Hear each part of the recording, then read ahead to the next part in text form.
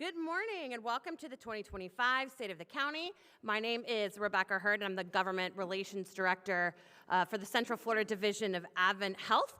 I serve as co-chair as the Polk Vision Government Advisory Team along with the Courts Division Director for the Polk County Clerk of the Circuit Court and Comptroller. I'd like to welcome you all today and thank you for your commitment to joining us, whether in person or virtually. A special thanks to Polk Vision Board of Directors for their leadership and to our event sponsors, Advent Health, Citizens Bank and Trust, and TECO. Several elected officials have joined us today. If you will please rise and allow us to express our gratitude for your leadership and service to our community.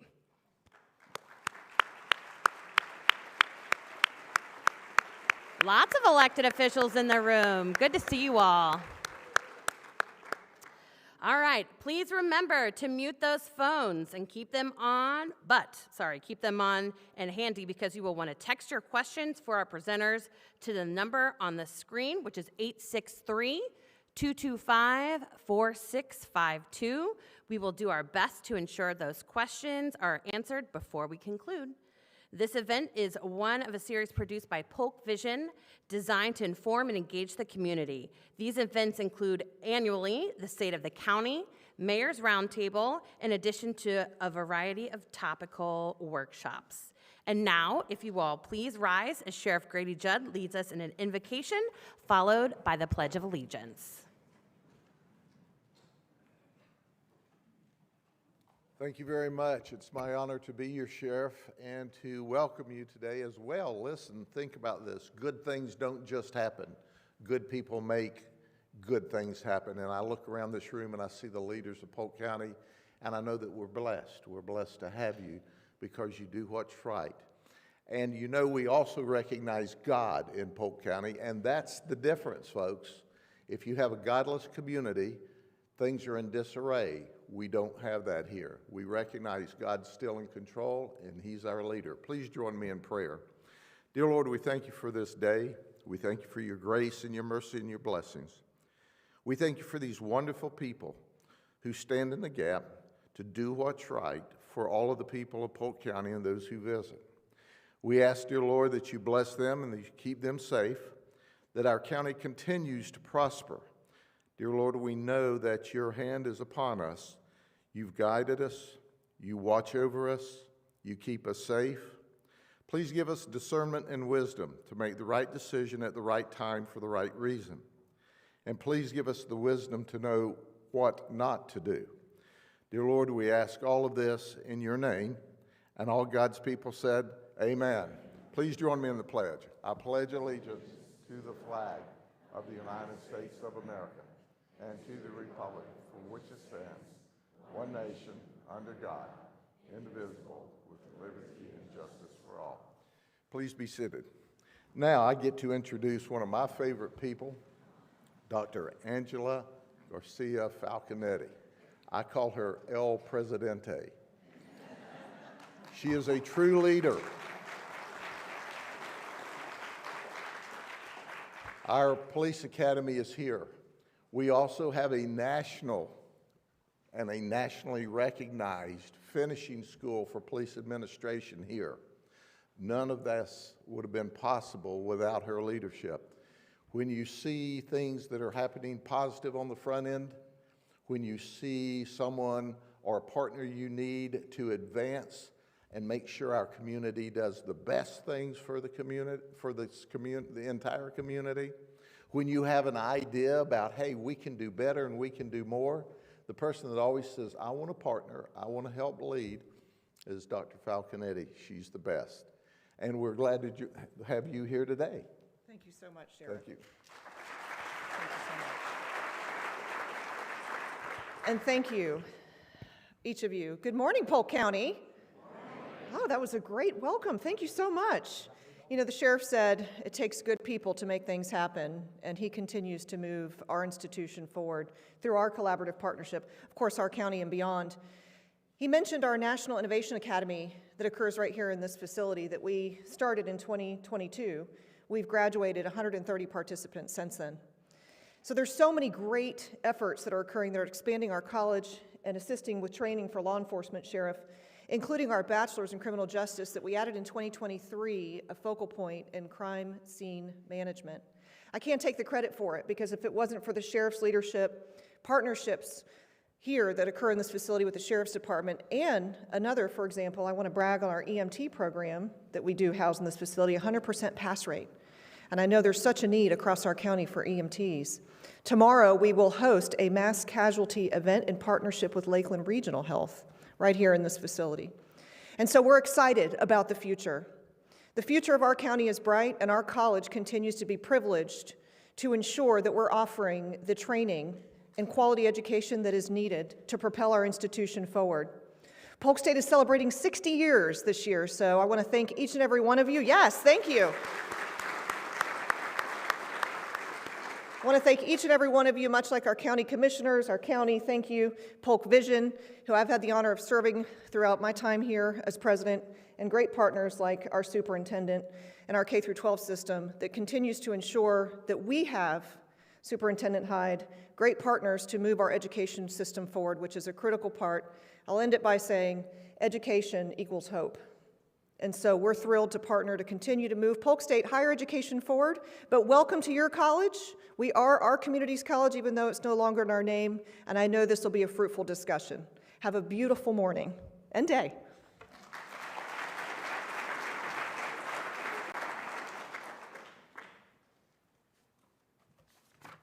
All right, thank you, Dr. Falconetti, and to the Polk State College for hosting this annual event. The program today will include a comprehensive report from each of today's speakers, including the Polk County Board of County Commissioners, Mr. Rick Wilson, Chair, and County Manager, Mr. Bill Beasley. This update will be followed by the Florida Department of Health in Polk County, Ms. Jenna Levine, Director of the Public Health Planning, and Ms. Taylor Freeman, Public Health Planning Manager. And rounding out these presentations, Polk County Public Schools, Mr. Justin Sharpless, Vice Chair of the School Board, and Mr. Frederick Heid, Superintendent. After the presentations, don't forget, we'll be holding a question and answer session. Please remember to mute your phones, but keep them ready because you want to text those questions in. I know you all have questions. I can see it on your faces. And that number again is 863-225-4652. And it is my honor to now welcome to the stage Mr. Rick Wilson, Chair of the Polk County Board of County Commissioners. Thank you, thank you. There are many things in Polk County that it is known for: citrus, cattle, agricultural, tourism, and our parks and our vast lake systems. Polk County is also rich in history and tradition. Please join us with a snapshot that we're fixing to see and the investment in our future.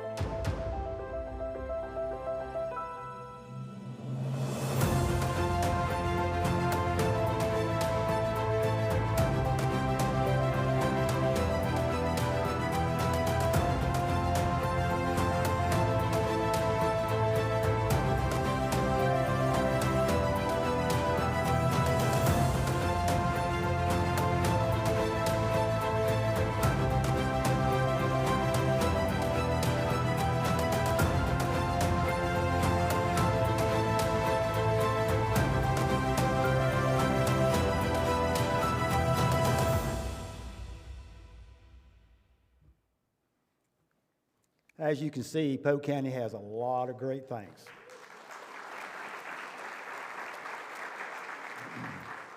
Now I'd like to introduce Bill Beasley, our county manager, who is going to take us through the next part. I want to say good morning, but that's where we came from. Let me start off by I want to ask a trivia question. And for those of you who've heard my spiel and you know the answer, don't answer. For those of you who've not, and I believe there'll be some of you who really don't know this, but let me ask you this. How many states in the nation have a county with the name of Polk County? Any guesses? For those of you who don't, if you know this, don't say it. Guesses? 12. There are 12 states in the nation who have a Polk County. I have been to 5 of those states, and specifically that Polk County. And I'll tell you, there's some Polk counties that got some beautiful scenic vista. Polk County, North Carolina, foothills of the Smokies. Polk County, Tennessee is actually in the Great Smoky Mountains. They've got some really pretty areas, very small compared to Polk County. But my point of that is to tell you that, look, there is no place in this country that has what Polk County, Florida has to offer today. You talk about the sheer size of Polk County, you talk about the beauty of Polk County, you talk about the commerce of Polk County, you talk about the citizen engagement in Polk County, you talk about the economic development in Polk County. There's a lot of things happening in Polk County today. About 5 months ago, we hired a new communications director to succeed Mayanne Nelson. You all remember Mayanne Nelson. We have a wonderful lady, Amber Smith, is with us. You know Amber. And what I'll tell you is that one of the first things Amber and I talked about was, let's talk about a change. Let's talk about a challenge. Let's talk about doing something different at the state of the county. And we got together, and what we decided was, today, you're not going to see the charts, the graphs, the data, the narratives. You're not going to see that from the county today. And the reason I think we say that is that my hope is that you're going to see from a video and a narration part of that video many of the really wonderful things that are happening in Polk County today. Part of me says you don't need me standing up here to tell you what's going on in Polk County today. Just drive around and look, you'll see it. And some of you may say it's good, some might think it's bad, but overall you'll see some really, really positive things happening in Polk County today. And my goal is that you're going to see a narrated video. You're going to see a lot of different areas of Polk County. And what this video represents is not just governance. This is really representative of what many people across this county are doing, many businesses across this county are doing, and it does actually hint at the idea that local governments, state governments, and the federal government are cooperating and doing a lot of things here in Polk County. So I want you to take that in mind when you see this. I'll be back at the end of this video to talk about some closing comments and some directional issues for the county. But overall, I want to say, lights, camera, action, you're going to like this video.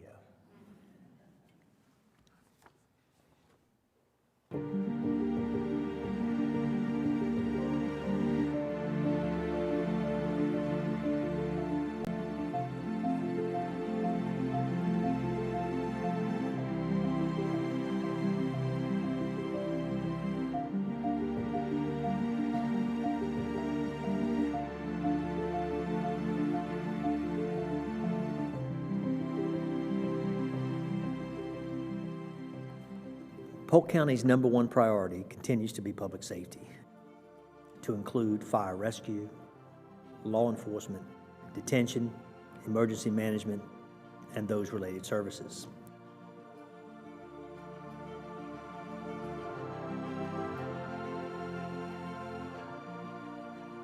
That commitment encompasses improved staffing, equipment, apparatus, technology, and facilities.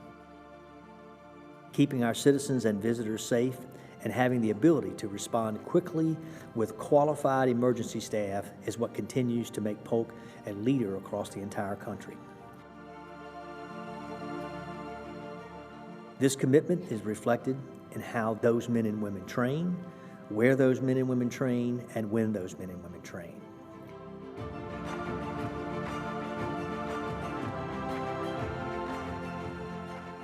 As we plan and construct new law enforcement training facilities, district command centers, fire rescue headquarters, court services inmate Sallyport facilities, a state-of-the-art fire rescue training complex,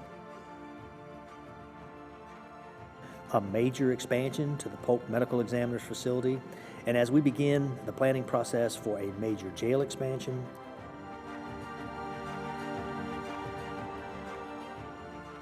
and the creation of the 10th Judicial Circuit's Court Annex facility, and the continued planning of the North Lakeland Courthouse complex. The board's commitment to public safety has never been stronger or more evident. You know, when our citizens need us the most is when they're often at their worst. During Hurricane Milton, Polk County teams all responded with the dedication to their jobs that they're known for, and frankly, what I think our citizens have come to expect.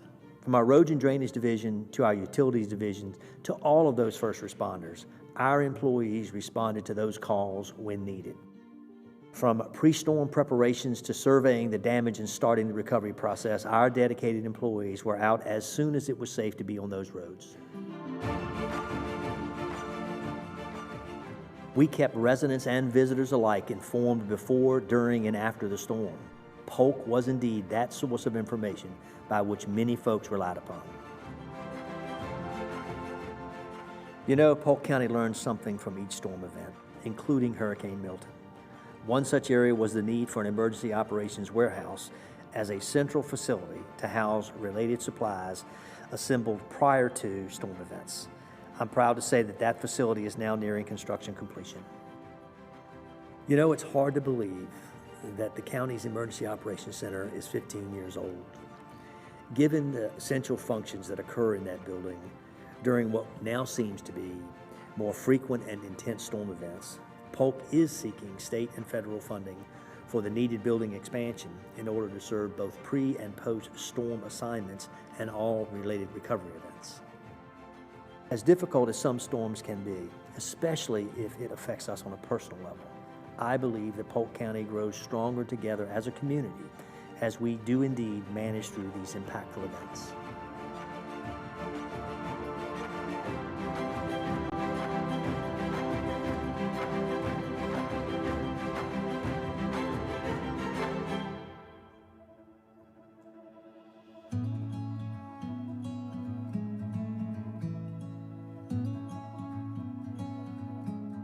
Depending on one's perspective, Polk County continues to experience the positive economic impacts of the explosive growth across this county, especially within the municipal, urban, and suburban core areas.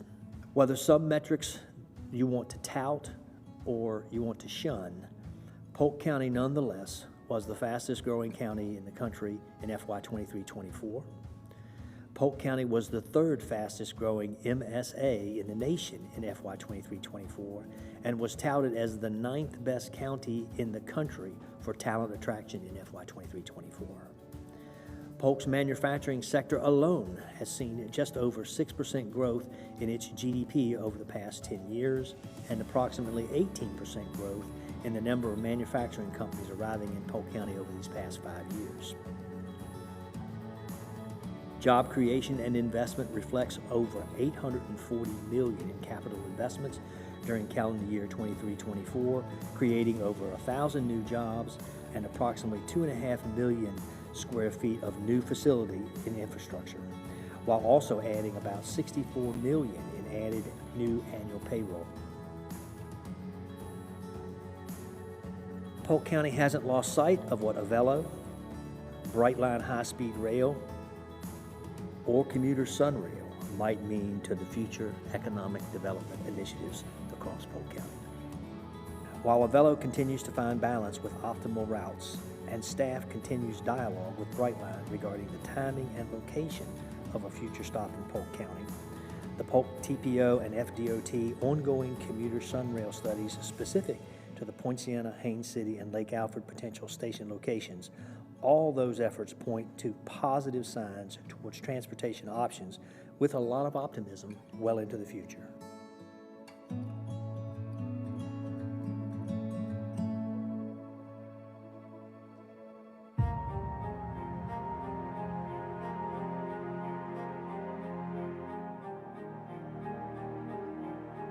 Probably Polk's biggest challenge is addressing our infrastructure needs across all spectrums. In the transportation arena, road construction projects are the single highest capital expense within Polk County's annual budget. Polk continues to chip away at our roadway capacity projects, having recently completed the Lake Wilson Road widening project. We're now nearing completion of both the West Pipkin Road widening project and the Phase 1 Powerline Extension Road project. Projects moving forward in the construction bidding phase include County Road 557 Road Widening Project, the Thompson Nursery Road Realign Extension Project, and the North Ridge Trail Extension Project. Programming efforts for the Kathleen Road Extension, the Grandview I-4 flyover, and the FDC Grove Road, North Ridge Trail, and I-4 flyover projects all continue through various engineering phases. While incremental progress is being made toward Polk's transportation capacity needs, there is much work to be done. The unfunded roadway capacity project list includes about 25 projects and is estimated between $1.8 and $2 billion. I suspect that the greater Polk community will likely have opinions about how best to develop a sustainable and executable strategy to address these large unfunded deficits.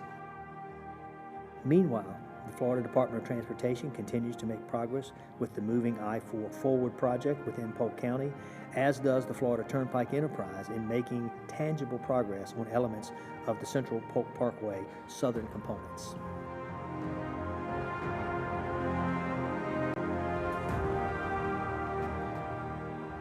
Utility expansion to meet growth demands, increasing regulatory compliance, and sustainable consumption, I believe, are on target. The Polk County Utilities Division, along with the Polk Regional Water Cooperative and partnering municipalities, have a host of projects under construction or in the planning phases that will address long-term service delivery elements of both wastewater capacity, sustainable potable water supplies, and the beneficial reuse of reclaimed water. Another great example of what I think are those elements that are getting done in Polk County today, driven by a cooperative attitude centered around a focused mission. A lesser known or talked about asset within Polk County is the North Central Landfill. Without that asset, the management of solid waste services within Polk County would be very different and substantially more costly to residents, businesses, and municipalities. With 100 years of service life still remaining, it is now and will continue to be an extremely valuable asset in how waste is managed within Polk County. Aside from the routine waste optimization, placement, and compaction, two of the more innovative and sustainable environmental management projects recently completed at this site includes the Leachate Wetland Treatment System and the Landfill Gas Recovery Program. Both are major projects with long-term sustainable environmental benefits.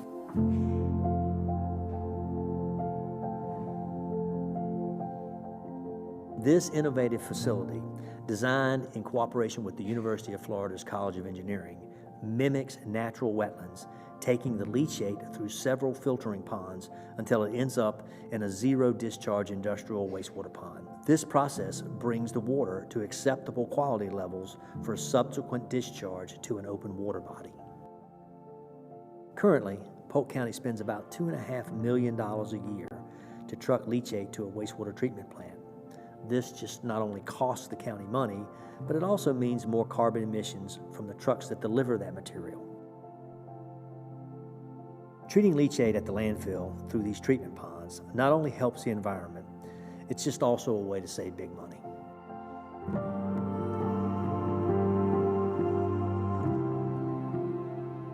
Active and passive recreation across Polk County takes on many different shapes. Through a host of partnerships, the active recreational venues across Polk County have never been more abundant. The Lake Myrtle Sports Complex continues to expand its assets. The Bone Valley ATV motocross complex has been greatly expanded.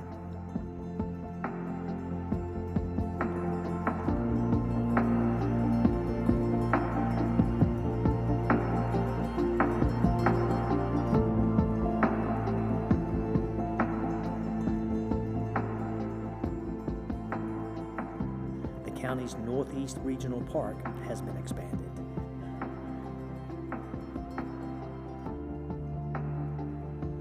The county's Simmers Young Soccer Complex now has synthetic turf fields.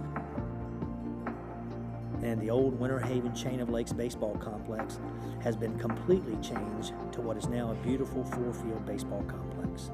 These and other projects are the result of a unified vision and strong partnerships between our municipalities, the Tourism Development Council, the Board of County Commissioners, and a host of sports-minded private sector entities.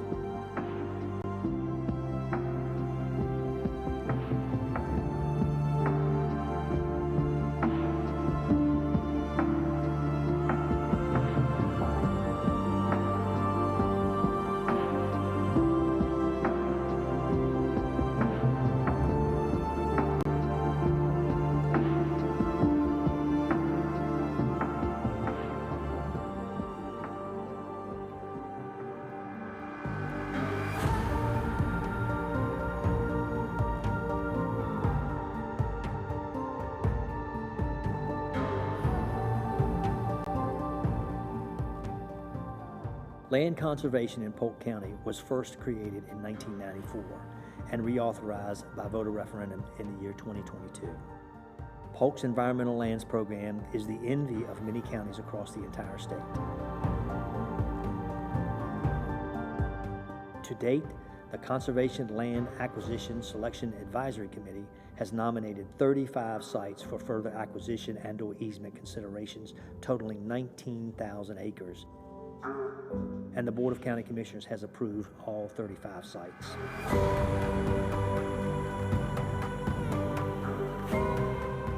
This type of citizen initiative and engagement will benefit the citizens of Polk County for generations to come.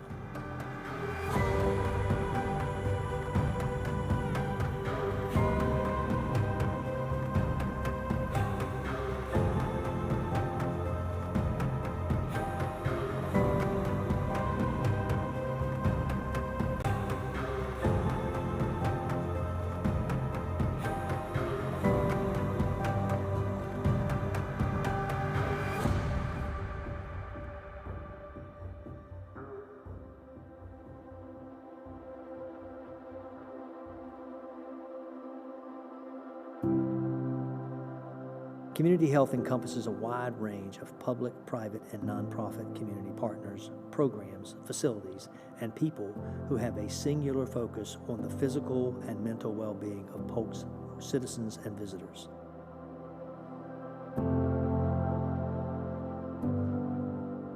The partnerships that exist today with and among Lakeland Regional Health, Orlando Health, Advent Health, Baycare Winter Haven Hospital, the Peace River Center, Tri-County for Human Services, Central Florida Health Care, the Polk County Health Department, Polk County's Community Health Program, United Way, and many others form the nucleus of a team with programs that stand out as one of the best and most comprehensive strategies within the state of Florida.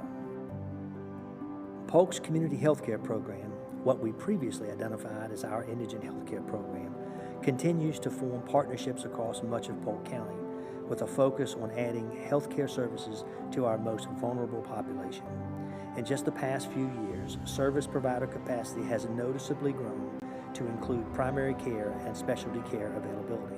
The citizens' investment in their half-cent surtax commitment is alive, well, and growing, consistent with the spirit and vision of when it was first enacted in 2004. While public health care will continue to have its challenges, what has been accomplished in Polk County today and what will transform in the coming years will continue to make Polk the envy of many counties at the national level. I can't say enough about the community partnerships that exist today and that will continue to rally around this common cause.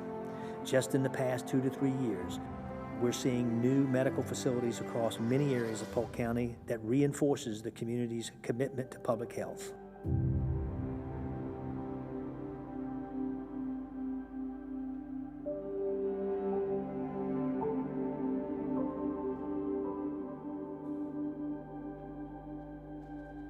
On the affordable housing front, Polk County continues to recognize the basic economical and social implications to housing that is safe, secure, and affordable. Albeit limited, Polk continues to make important investments across a wide spectrum that we believe continues to make progress around the basic elements of affordable housing. Over the past few years, Polk has allocated millions of dollars in local initiatives to secure affordable housing units in the Swan Landing development, the Grove Manor development, and the Blue Sky development. In addition to these multi-million-dollar investments, Polk continues to use portions of our federal community development block grant funds and state housing investment partnership funds to provide qualified residents with rental assistance, home repair assistance, and Polk routinely demolishes and rebuilds entire homes. Collectively, I believe Polk County continues to use the funding tools in our bag to effectively target elements of our at-risk population in order to help with both short-term and long-term affordable housing solutions.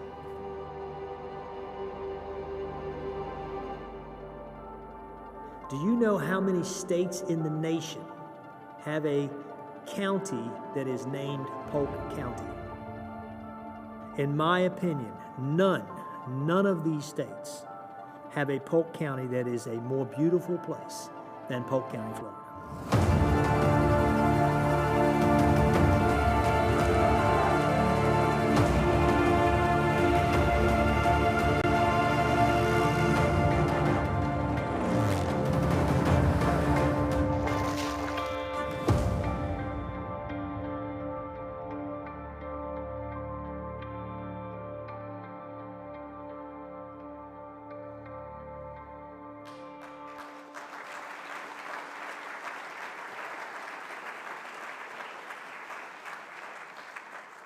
I want to say wow. And if you've ever seen the movie, I think it's Animal House. You ever remember when he said, was it over when the Germans bombed Pearl Harbor? Who's with me? And he runs out of the room. That's really kind of what it's like here. Yeah, hopefully what you've seen is really just a very typical of what's going on in Polk County today and has been for a number of years. You know, there are three litmus tests that I would tell you that measure, I think, the character, the health, and the beliefs of a community. And you ask yourself in Polk County these three questions. Number one, is Polk County a safe community? Absolutely. If you don't believe me, ask Grady Judd. What this board and prior boards spend on public safety is significant, certainly compared to our cousins across elements of the state. But when you ask yourself, is Polk County a safe county to live in? Absolutely. Litmus test 2. Is Polk County a place that a family can afford to live? And is it a place that that family can receive basic health care services? Absolutely.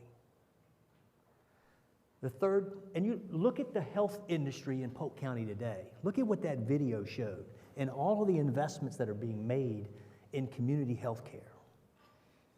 Absolutely, a family can afford to live in Polk County, and they can get basic health care services in Polk County. The third litmus test is can your family and adults receive a quality education in Polk County? I would say absolutely. If you don't believe me, ask Fred. He's going to tell you they can. That can't happen. Those are the litmus tests that people measure this county against. And you want to know about what is the state of the county? You ask those three questions and you walk away hopefully saying, pretty decent. This is a place I want to be. Do we have challenges in Polk County? Absolutely, we have challenges. And they range wide and far. I'll tell you, growth is a heaven or hell. With that growth comes those challenges, and I think we're incrementally trying to make progress at addressing those challenges. But we do have challenges in Polk County. You know, what I'll tell you is I think the state of the county is good. One word, it's good. It's not nirvana. We're not going to get there. But I think it is really, it's good today and it's headed in the right direction. And when you ask yourself, ask the average citizen what they think of governance in Polk County today. And I might, there I am. They take my movement away, Mr. Mayor. I don't get it. But you ask an average citizen what they think of governance in Polk County today. Ask the average business, those people who do business and commerce in Polk County, what they think of governance today. And I think you'll come out of that with a resounding positive feeling about what they think of governance. The cost of government today in Polk County is a very acceptable premium for what citizens get in return for that. I feel real good about that. Our board feels real good about that. There are tweaks here and there we can improve upon, but overall, you ask the citizens, and the other one, ask the visitors who come to this county what they think about Polk County. Resoundingly, they're all positive. That's a real good measure. I take solace in knowing that those three components think highly of governance in Polk County, Florida. Let me just, before I transition to the health department, let me just say one last thing. The county commission is committed to incremental improvement in Polk County. We have a lot of work to do. You've seen a lot of work that's been done.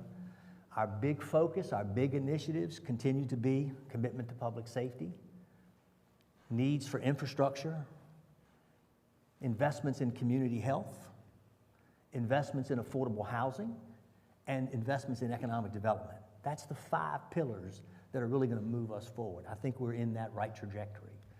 With that, I'll be around at the end for some questions and answers. This was a different format, a different presentation for you. Hopefully you enjoyed that. I think we can improve upon that a little bit here and there. But with that, I'm going to turn it over to my colleagues at the health department. Jenna and Taylor, where are they at? Right there. Thank you all again, and I'll be around at the end. Thanks, Jenna. Thanks, Taylor.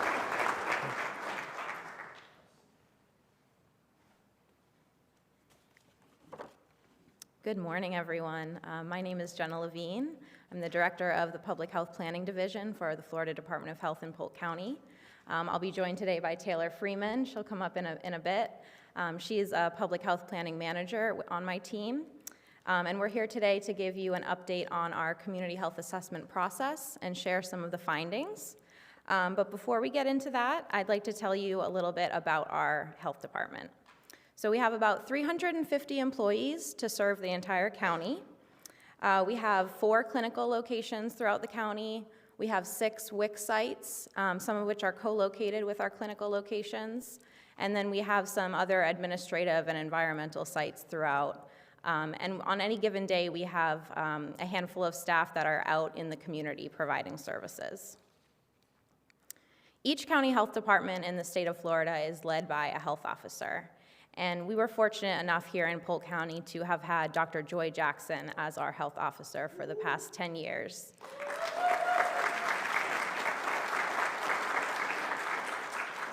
Dr. Jackson has recently entered retirement, and we now have Mr. Aaron Kistler, the health officer from Lake County, serving as our interim health officer until a permanent replacement is found. So I just wanted to take this opportunity to thank Dr. Jackson for her years of service and dedication to our community, and welcome Aaron to Polk County. Thank you.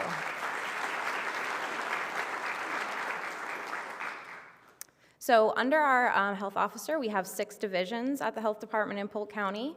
Our administrative division is led by our assistant director, and this division covers most of our business functions, so things like IT, HR, finance and accounting, and also our birth and death certificate vital statistics office.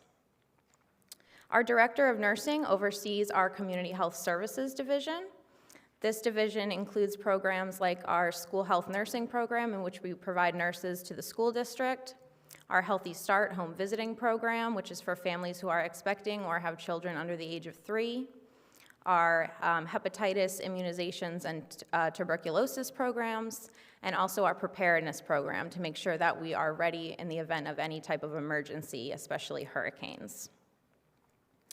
Then we have our Environmental Public Health Division. This division has programs such as epidemiology, which tracks disease outbreaks, and then we also have a lot of facilities programs where we do inspections of places like public pools, tattoo shops, things like that, and several other programs in this division as well.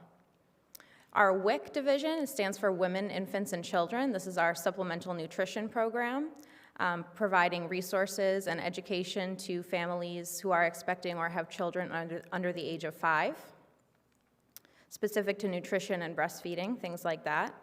And then we have our Public Health Planning Division. This is the team that I oversee. This is our smallest division at the health department, but we still cover a lot of ground. We're a team of 7, and we act as an administrative support team and also a community health outreach and education team. Some of the things that we do in my division include our community health assessment and community health improvement plan, which Taylor is one of our leads for, and so you'll hear more about that in a minute. We also cover our internal, some of our internal functions in our strategic plan and any quality improvement planning or projects that happen in the agency, as well as our minority health program. As employees of the Florida Department of Health in Polk County, we're actually state employees, and this is because the state of Florida is somewhat unique in that we have what's called an integrated health department. So our health department is a state agency made up of a central state health office in Tallahassee and then a county health department in each of the 67 counties throughout the state. So we all report up to our central office in Tallahassee, and they provide us with guidance and support and resources. So given that we are an integrated health department, we are accredited as one health department statewide. And the state of Florida was actually the first in the nation to receive accreditation as an integrated health system back in 2016, and we were reaccredited in 2022. To receive accreditation, basically we have to show that we're meeting a set of standards and measures and providing the 10 essential services of public health to our community. Here's a diagram of the 10 essential services of public health. These are basic public health functions that every community should be performing as best practice. The 10 services are divided into 3 core functions. And today we're mostly going to talk about assessment, which is one of the core functions, and essential service 1, monitoring health. This includes community health assessment, identifying our gaps and our areas of weakness, and also our assets and resources for the community. So now I'd like to introduce Taylor Freeman, who's going to talk about our community health assessment process and some of our data findings.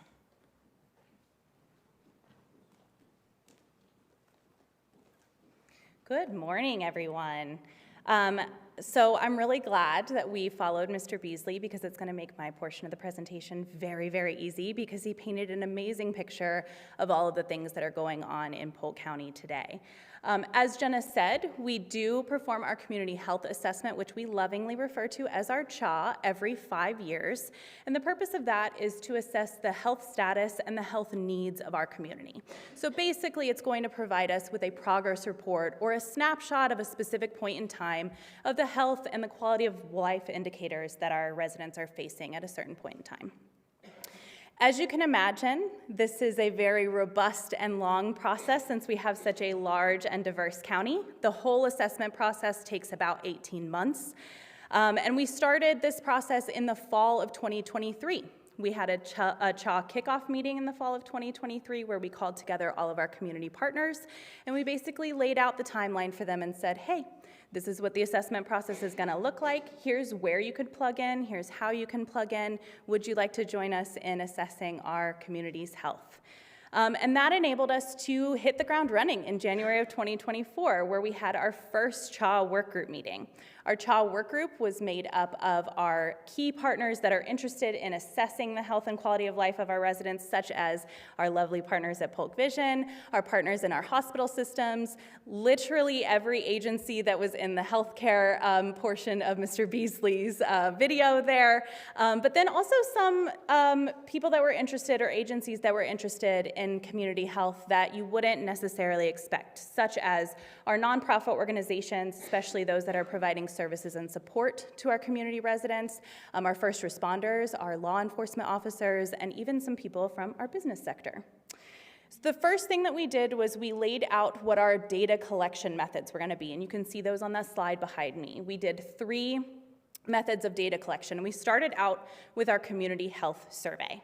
This was created in collaboration with our community health assessment work group, and we were able to launch that in the spring of 2024. I'm sure everyone in this room either took the survey or promoted the survey for us in some way, shape, or form, so I did want to just take a second and say thank you so much again for helping support our efforts and collecting this accurate data about our county. We did collect over 2,000 responses, but even more importantly to our CHA work group and to our team was that our survey demographics of our responses very, very closely mirrored our population demographics of our population here in Polk County. So basically, not only do we know that our information collected is true, but it is an accurate picture of what our residents are saying that they are facing. Once we collected community opinion, we moved on to our key informant focus groups. So we called together those community partners that provide services to our community and asked them, what are you seeing? What are you seeing our residents face? What are you seeing our clients facing? What barriers, what challenges, but also what strengths do our residents have? What resources can we garner to implement interventions to move the indicator in the positive direction in our health in Polk County? We ended up facilitating about 9 focus groups in all, and those were either focused around a vulnerable population that had bubbled up as an area of concern or that we needed to dive deeper into from either our survey or our CHA work group, or people that served in a priority health area that also bubbled up from those same places. Once we finished our community informant focus groups, we moved on to our secondary data review. So this is something that our team kind of does all year round. So if you ever need data, feel free to call on us. We can get it for you. But this is where we looked at all of the secondary data that is available to us from a wide variety of sources. So some examples of things that we looked at, and this was not all that we looked at, were things like the Florida Department of Health's Bureau of Vital Statistics, our life and death certificates to figure out what was going on with births in Polk County and what are the leading causes of death. We also looked at the Florida Agency for Healthcare Administration data on hospitalizations and emergency department visits to see why are our citizens accessing the emergency room or being admitted to the hospital. And then, of course, we used the U.S. Census Bureau's data for population demographics. Once we went through all of these assessments, our team synthesized and compiled and analyzed all of this data with the help of our community health assessment work group. And you can see all of that published here very soon in our community health assessment report, which we are planning to publish in June, so just a little over a month away. Once we had analyzed and synthesized all of this data, we found that we could categorize most things within 10 different health categories, which you can see on the slide behind me. I'm not going to read them all to you. But once we had categorized all of those data indicators, we called together a work group meeting that included anybody from the community that wanted to participate. And we presented deep data on each one of these health indicators.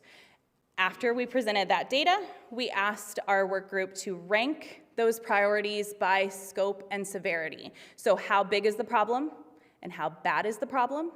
And then also rank them by the ability to impact. So what can we do about the problem? And it bubbled up that we have 3 main health priorities: access to health services, behavioral health, and then chronic disease. Now, Mr. Beasley did say that he didn't need to bring the data, so that's because I'm bringing the data to you today. And yes, a lot of the data that I'm going to be talking about with you is not going to be very surprising. You can get in your car and drive around and kind of see what's going on in Polk County. So hop into my proverbial car with me. Keep your hands and feet, please, inside the vehicle at all times, and buckle your seatbelts for safety. And let's kind of go around and see what's going on in this community that I love so very much. So first, we're going to look at our access to healthcare services. So we asked our survey respondents what factors make up a healthy community. And our survey respondents said that their number one leading factor in a healthy community is having access to good healthcare and also good health information. So access is very clearly important to our residents. We also asked residents about if there was a time that they needed health care but were unable to receive that. And we broke those health care categories down into 4 different categories. Medical care, which includes both primary care but also any of the specialties, dental care, behavioral health care, and prenatal care. So out of those 4 categories of care, 27% of our survey respondents stated that at some point they needed dental care, but were unable to receive that here in our county. Now, although dental care was the leading type of care out of those 4 categories that I named that citizens couldn't receive, over half of our survey respondents stated that they needed at least some type of the 4 types of care and were unable to receive it in the last year. When we looked at the secondary data, we found that that wasn't super surprising because Polk County is a provider shortage area. We have lower rates of medical, dental, and behavioral health providers in Polk County than across the state. Moving to our second priority of behavioral health, we asked our survey respondents what the top health issues they believe they face in Polk County, and illegal drug use and alcohol use ranked 4th of the leading health issues, while mental health problems ranked 5th. So behavioral health is also something that is very important to our residents. When we looked at our secondary data, we found that Polk County had a higher rate of emergency department visits and hospitalizations for self-harm injuries across the entire county. But when we looked a little bit deeper into the age breakdown of those hospitalizations and emergency department visits, we found that there were increasing rates of those among our youth ages 12 to 18. We also have a higher rate of emergency department visits among our youth for mental disorders when compared to the state. Across the county, we have higher rates of Baker Acts, and we have increasing rates of opioid and other drug overdose deaths, with methamphetamine continuing to be the most commonly found drug in deceased persons. Moving to our third priority, chronic disease, our residents ranked being overweight, diabetes, and cancer as the top 3 health issues that they're facing in our community today. So you can see all 3 of those are chronic disease related. When we looked at our secondary data, we found that we have increasing rates of death from heart failure, stroke, hypertension, and diabetes. And in all 4 of these causes of death, Polk County is currently higher than the state. We also are in the worst performing 25% of counties for deaths from stroke and cervical cancer, hospitalizations for hypertension, diabetes, chronic lower respiratory disease, and asthma, emergency department visits for diabetes and asthma, and prostate cancer incidents, or new cases of prostate cancer. Behind me, you see our leading causes of death here in Polk County. Number 1 is cancer, followed by heart disease, stroke, unintentional injury, and chronic lower respiratory disease. And if you're someone like me that is always looking for patterns, you will notice that 4 out of those 5 leading causes of death are chronic disease related. So it makes sense why chronic disease was ranked our 3rd leading health priority here in the county. Now, although unintentional injury was not one of our top 3 priorities, it is the 4th leading cause of death here in our county. So we wanted to give you a little bit of data around unintentional injury deaths as well. When we asked our survey respondents about anything injury prevention related, they ranked distracted driving as the 5th most harmful behavior to health in Polk County. 24% of our survey respondents reported not feeling safe walking or riding a bike in their community, and the leading reasons that they did not feel safe were because of unsafe drivers, but also because of either the lack of or the poor quality of the sidewalks in their communities. The leading causes of unintentional injury death do vary by age, so they're a little bit different depending on how old you are, but they are poisoning, motor vehicle traffic crashes, falls, suffocation, and drownings.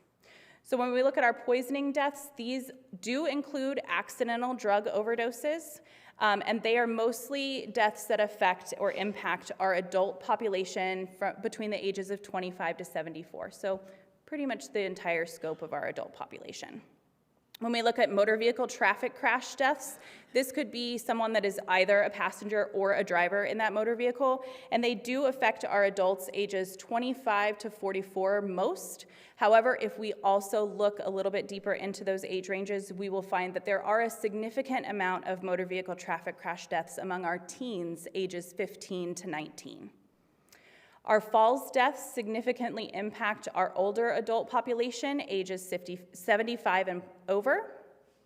Our suffocation deaths disproportionately impact our infants under the age of 1, and the majority of these are due to unsafe sleeping environments. So sleeping an infant on their belly instead of their back, co-sleeping with a sibling or a parent, or positional asphyxia, which can happen when an infant is sleeping too long in a car seat.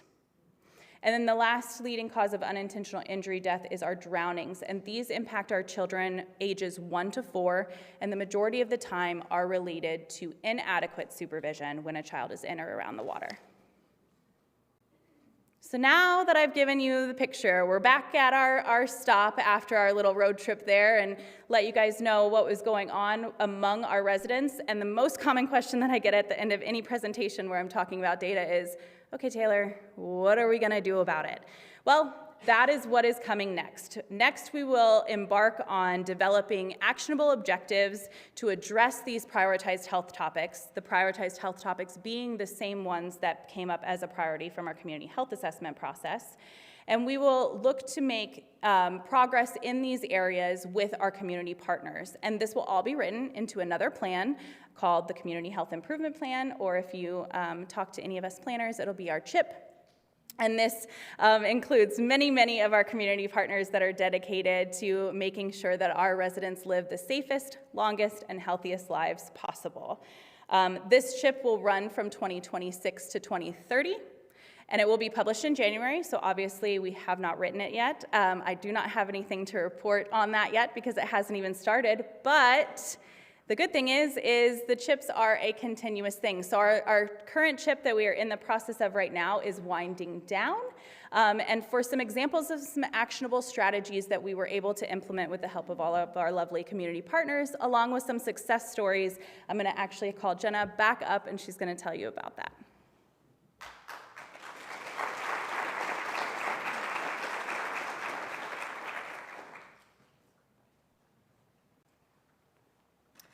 All right, so our current CHIP, as Taylor mentioned, is a 2021 to 2025 5-year plan, and you'll see that the priority areas are pretty similar to those new ones that we've just recently identified, except that we have exercise, weight, and nutrition instead of chronic disease. However, we know that those two things are very closely related.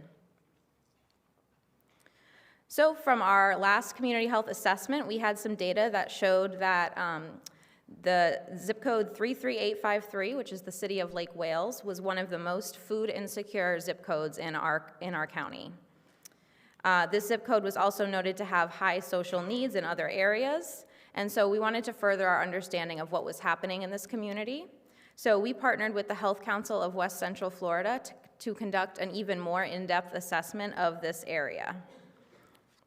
And what we did was we looked at census tract level data, which is essentially neighborhood level data.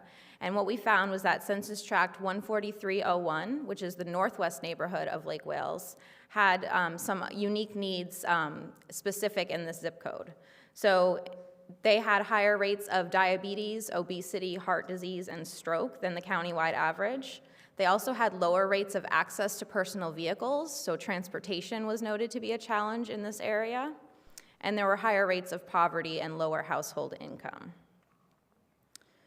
So all those findings were published into a report, and this report was then read by the City of Lake Wales, and they decided to take some action. So they partnered with our local public transit provider, Citrus Connection, to develop a new route called the Lake Wales Circulator. This was a route that not only takes, rather than just passing through the city, it actually takes residents around the city to some different stops. So this route began in the fall of 2023, and it has stops at the Eagle Ridge Mall, our Department of Health and Polk WIC office, Publix and Walmart for access to grocery stores so people can access food, and also the Austin Community Center, which houses the Boys and Girls Club and is right across the street from the Grove Manor Apartments, which is part of the Lake Wales Housing Authority. So the establishment of this new route was a huge win for this community, providing access to transportation and access to grocery stores that they did not previously have. And this success story leads me to my last point, which is that partnerships are what make public health happen. We share the belief with Polk Vision that no single agency can make improvements to our community on their own. We need to partner together in order to have a collective impact.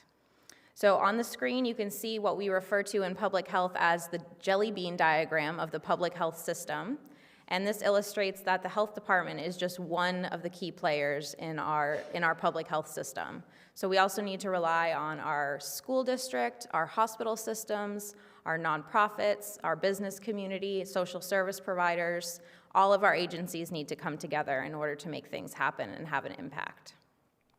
So on behalf of the Florida Department of Health in Polk County, I want to thank all of our partners and all of our community members who have contributed to making improvements through our 2021 to 2025 improvement plan, and will continue to partner with us going forward in our new plan. So thank you very much.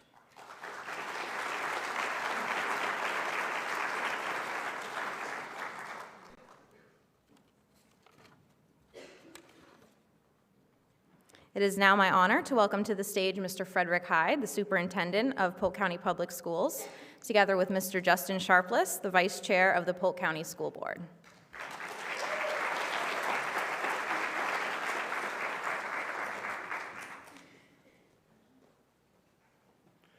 Good morning, everyone. That's the teacher in me, right? You expect that choral response.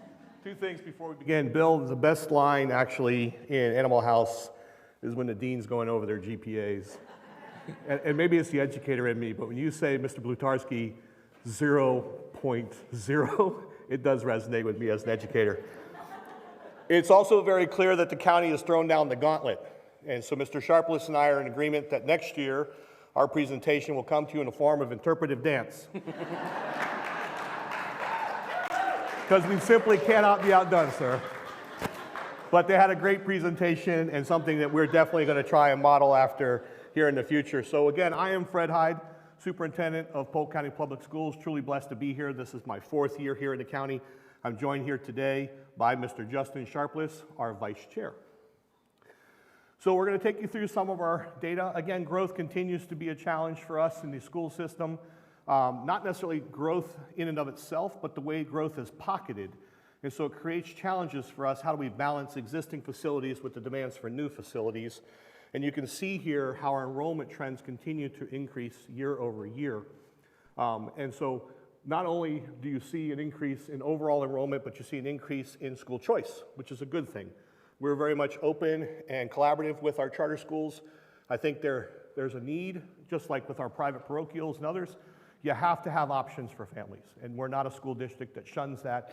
We're actually a school district that embraces that, and we're working collaboratively now with several other charter school organizations who have an interest in coming to Polk County, who can help us offset some of our growth issues by putting schools in certain locations. But what's different is they're planning with us, right? They're not just identifying a community and saying, we're going to plop a school down here. They're working with us to help us manage the growth, and more importantly, to align the programmatic needs that we have to support our students so that we can offer high quality, high interest, high needs programs in every zip code, and families don't have to face the barrier of long transportation routes to reach one of those schools.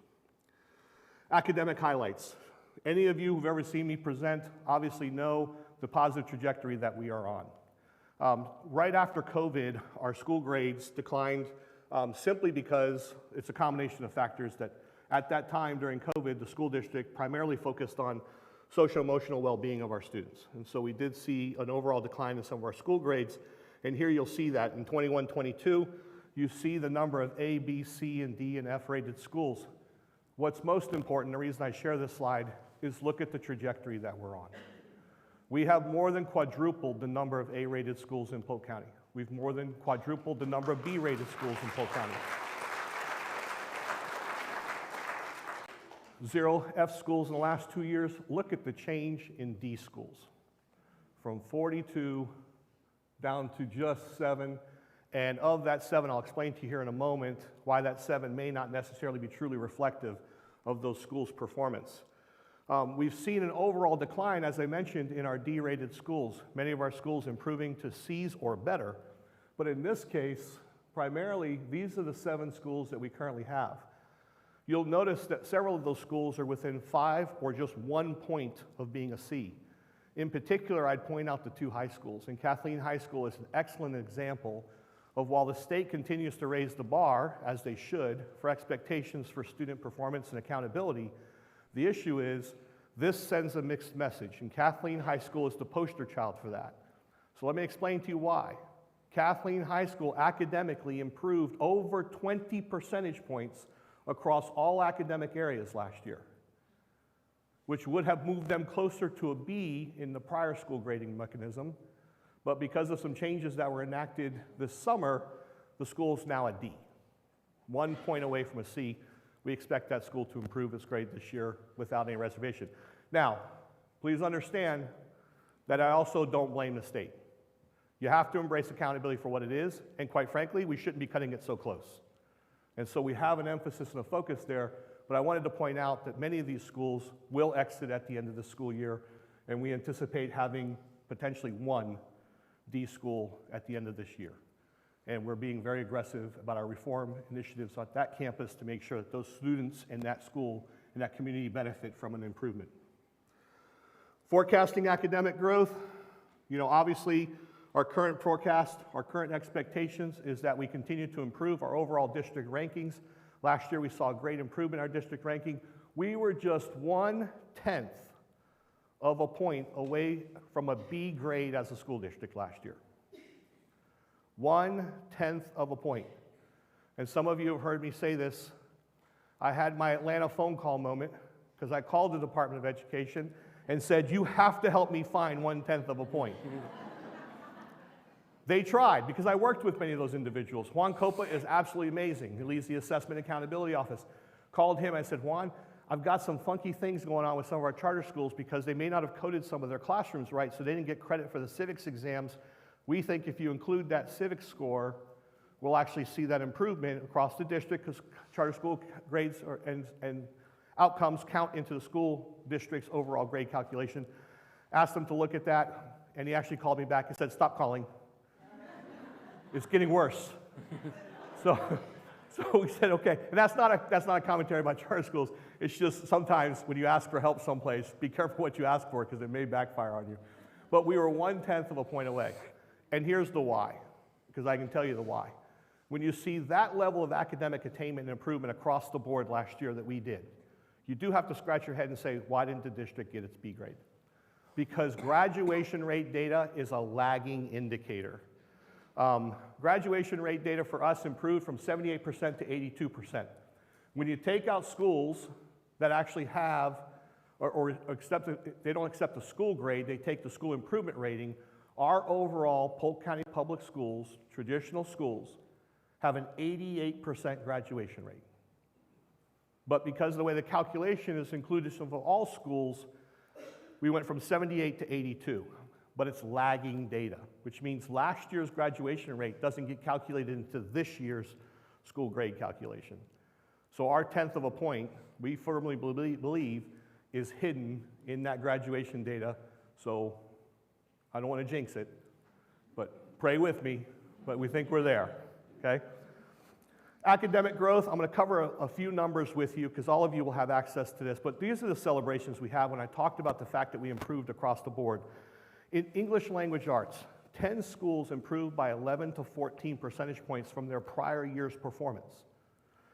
One school, Oscar J. Pope, who deserves a shout out, improved 18 percentage points from their prior year's performance in reading proficiency alone.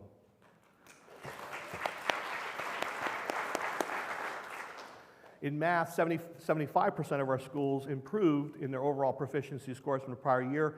8 schools improved by 11 to 15 points. 4 schools improved by 17 to 20 points from their prior year's performance. Science, 82% of our schools improved from their prior year's proficiency. The proficiency is a statement that basically means students are on grade level. 6 schools improved by 21 to 24 points from their prior year. Now, as a former science teacher, I love this slide, right? Because if I could teach science all day long, we would be okay. Because look at the indicators here and how well our students were able to demonstrate proficiency and success. 7 schools improved by 26 to 34 points. And can we hear a round of applause for Jesse Keene? 41 points. Now, there is a part of me that, as the former bureau chief for school improvement, that actually called the principal and said, did you not teach science the year before? Let's be honest, did you focus on English and reading? Because that's a huge jump, and they just had a committed team, and they've done an amazing job. Academic proficiency growth, just a couple more data points for you. 96 of 107 eligible schools that participated in the ELA assessments had an overall reading proficiency rate, improved their overall reading proficiency rate, or that's about 90% of those schools. Now, we have over 120 public schools in Polk County, but only certain grade levels are assessed, and some schools may not have necessarily had data to reflect in this overall. That's why it says 96 of 107, and numbers do vary, you'll see here. So depending on the assessment and the grade level in which it's administered, you do see different data points. 78 of 107 eligible schools improved in math proficiency. That's about 73% of our schools. 92 of 107 eligible schools improved in science proficiency, 86% of our schools. 33 of 41 schools improved in social studies civics proficiency. That's 81% of our schools. We continue to focus on acceleration for our students. So not only do we focus on remediation, we also focus on enrichment. Enrichment includes opportunities for students to accelerate. We continue to expand opportunities in advanced placement, dual enrollment, in our IB programs, Cambridge ACE, and also through our trades and vocational programs as well. Exam passing rates. This is a good data point for us. Again, when you look at how we've improved, back in 2020, 2021, 35% of the students participating in an advanced placement class scored a level 3 or higher. Last year, 51.3% of our students. Now, please understand that we also have seen a considerable increase in the number of students participating in these classes. So not only are you seeing a rise in the total number of students, you're seeing more diversity across our students, but you're seeing a higher success rate in almost all categories. Dual enrollment, 89.9% back in 2021. You saw that we had a dip there, and now we're at 83.5. Part of that is the lack of credentialed teachers in our school district. So in order to teach a dual enrollment course as a PCPS teacher, you have to have your master's plus 15 hours within that area of concentration. So rather than ignoring this problem, we've reestablished relationships with our 12 colleges and universities. Really want to say thank you to all of our partners, Polk State, Southeastern, Florida Southern in particular, that have really stepped up, and that's no way a negative comment about everyone else, but we've had great meetings that help us develop better pipelines for teacher development, but in this case, for dual enrollment, we're going to be leveraging their experienced staff to come onto our campuses and work and teach our students. Because the lack of certified teachers should not become a barrier. You shouldn't have one school offering 20 AP options or dual enrollment options, and another school can only offer 2. Right? That's a false barrier that we should be able to address, and we're working aggressively on that.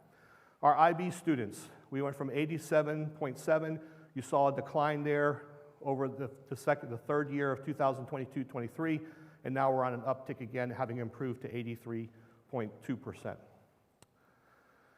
And I believe Superintendent Scholars, this is where I turn it over to you. Is it not, Mr. Sharpless, or do I still have this one? Okay, next slide. I'm trying to give it to him. Superintendent Scholars, more than 1,100 PCPS students will earn the Superintendent Scholar. That means they earned a 3.8 weighted GPA or higher by their 7th semester. They're U.S. Presidential Scholars. This year, more than 40 students were named honorees for the accomplishments in academics and the arts. And National Merit Scholarships students, last year 6 PCPS students were named National Merit Scholarship winners. So far this year, 5 students are semifinalists for the 24-25 school year, and winners have not yet been announced. So we are, if you're watching all these slides and you're listening to the message, we are very much on a positive trajectory in Polk County Public Schools. We look forward to being able to celebrate, hopefully at the end of this summer when school grades are announced. We're in a very positive position. We continue to look to expand our program options to provide the highest possible ROI to our taxpayers. And by ROI, we mean that when a kid walks across the stage with a diploma in their hand, it's not just a piece of paper. It means something. It means something to you as employers. It means something to our community. It allows us to retain our best and brightest here in Polk County. And as a father of a soon-to-be graduate from George Jenkins High School in less than 4 weeks, he'll then be leaving and heading to the Florida State Seminoles. I'm very happy for him. Sorry, Gators. You said no to him. Florida State said yes. I cannot tell you as a dad how pleased I am with our system. And I'd be ignorant, and I'd be lying to you if I didn't realize as a superintendent, my kid probably gets a little extra attention. It's not always the positive attention that some of you are thinking about.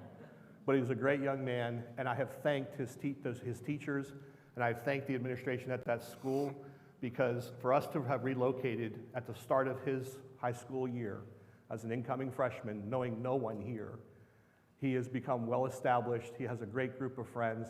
He has truly thrived academically. And I share this with you because what you should know is I want for every kid in Polk County Public Schools what my son just benefited from. And that's my mission. So we don't settle, we don't rest on our laurels until 100% graduation rate, 100% of our kids read on grade level, 100% of our kids can perform on math on grade level, and 100% of our kids are well-rounded individuals. So while we're on a great trajectory, we still have a long way to go. Thank you for your time.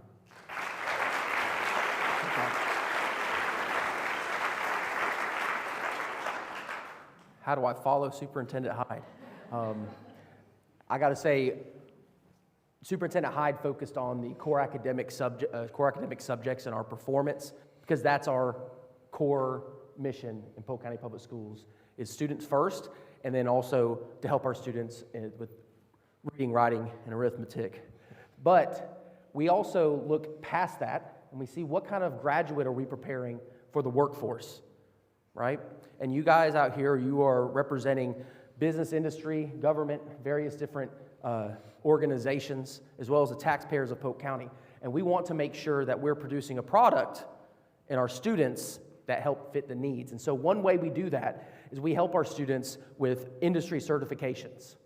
These are exams that the industry has endorsed, supported, and promoted in order for our students to have credentials to help them enter the workforce. And I'm proud to announce that, and you see this on the slide, that we had 5,795 industry certifications earned in the 23-24 school year, and that's a 41% increase. So that's huge. In addition to that, some other things we're doing is we're offering our students internships. We're even offering our teachers externships to help them get more experience. We're doing mentoring, job shadowing. We're actually bringing industry experts into our classrooms to help deliver content, which is huge. And then, of course, field trips. We, in Polk County, we are number 2 in the nation in the number of certified or model career academies, with nearly 30 of them, okay? These are high-interest, high-demand career fields. And this year alone, we've expanded and created some new ones. I want to explain a couple of them. First, we're doing a dual enrollment practical nursing program at Travis Tech. We've developed patient care tech programs as well as practical nursing at Haines City High School. So you just heard the health department up here, right, talking about the needs we have. Well, we're trying to help supply our future health care workers, keep them here in Polk County, and help them take care of all of us, right? Some of our student spotlights for our career technical education. And the reason I'm talking about this slide and when we were going over this presentation, why I wanted it is because I'm a former middle and high school agriculture teacher. And so I taught in Polk County in our career tech ed programs, and I know the success. And so I wanted to be able to talk about some of those from a personal standpoint. I got to tell you, very, very impressed with Bartow High School's Construction Academy. They are back-to-back national champions, folks. National champions in, yeah, I heard some clapping. Go ahead, clap for that. In construction management at the International Builders Show. And what's really interesting to me is that first team, the majority of participants were female. Female in construction management. Now, I can tell you this, the second year team was a little more balanced. I think the boys were like, hey, I got to get involved in this. But that first year was dominated by females. Now it's a little more balanced, which is good too. And also, our Bartow High School teacher, Jimmy Giles, was named Teacher of the Year for construction, National Teacher of the Year. That's huge. Some other things, our elementary agriculture education program. Our county, in conjunction with Manatee County and the University of Florida and some other entities, are in the process of developing state standards for elementary agriculture education. And so this is taking our career academies, our middle and high school agriculture programs, and then having feeders into those, right? Starting all the way at the elementary level, okay? And Willow Oak became our first one in Mulberry, but now we've expanded that to Dundee Elementary Academy and Polk City Elementary, which is where we're heading on those. Junior Achievement, an amazing program. We started at Tender Rock High School, expanded to Lake Region High School this year. This is giving our students real-world case scenarios and having industry and community support coming in and helping them along the way and giving them, I mean, this is real-world stuff. We have the actual businesses coming in there and listening to the issues. They propose an issue, and our students are helping solve it. Our Polk County public school students are helping solve industries' issues. I think that's pretty neat.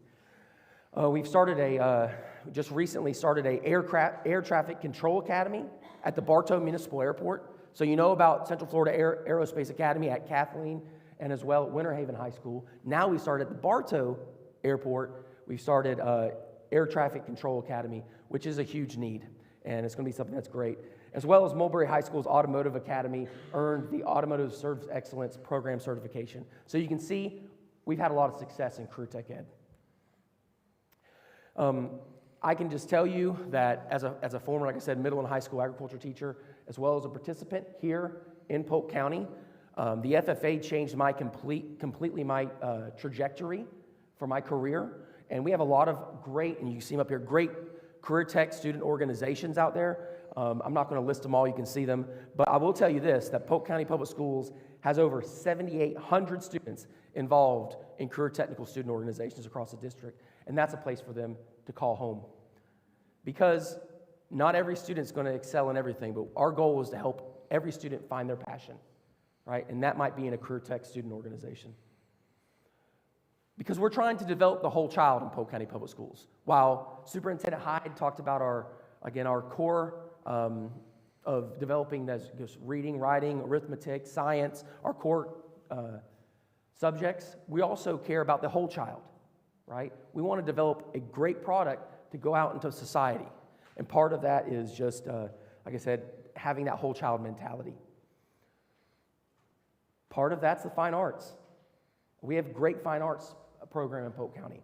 Nearly 82,000 students, K through 12, were enrolled in fine art courses last year. That's a lot. So this, and what this next figure is really important to me.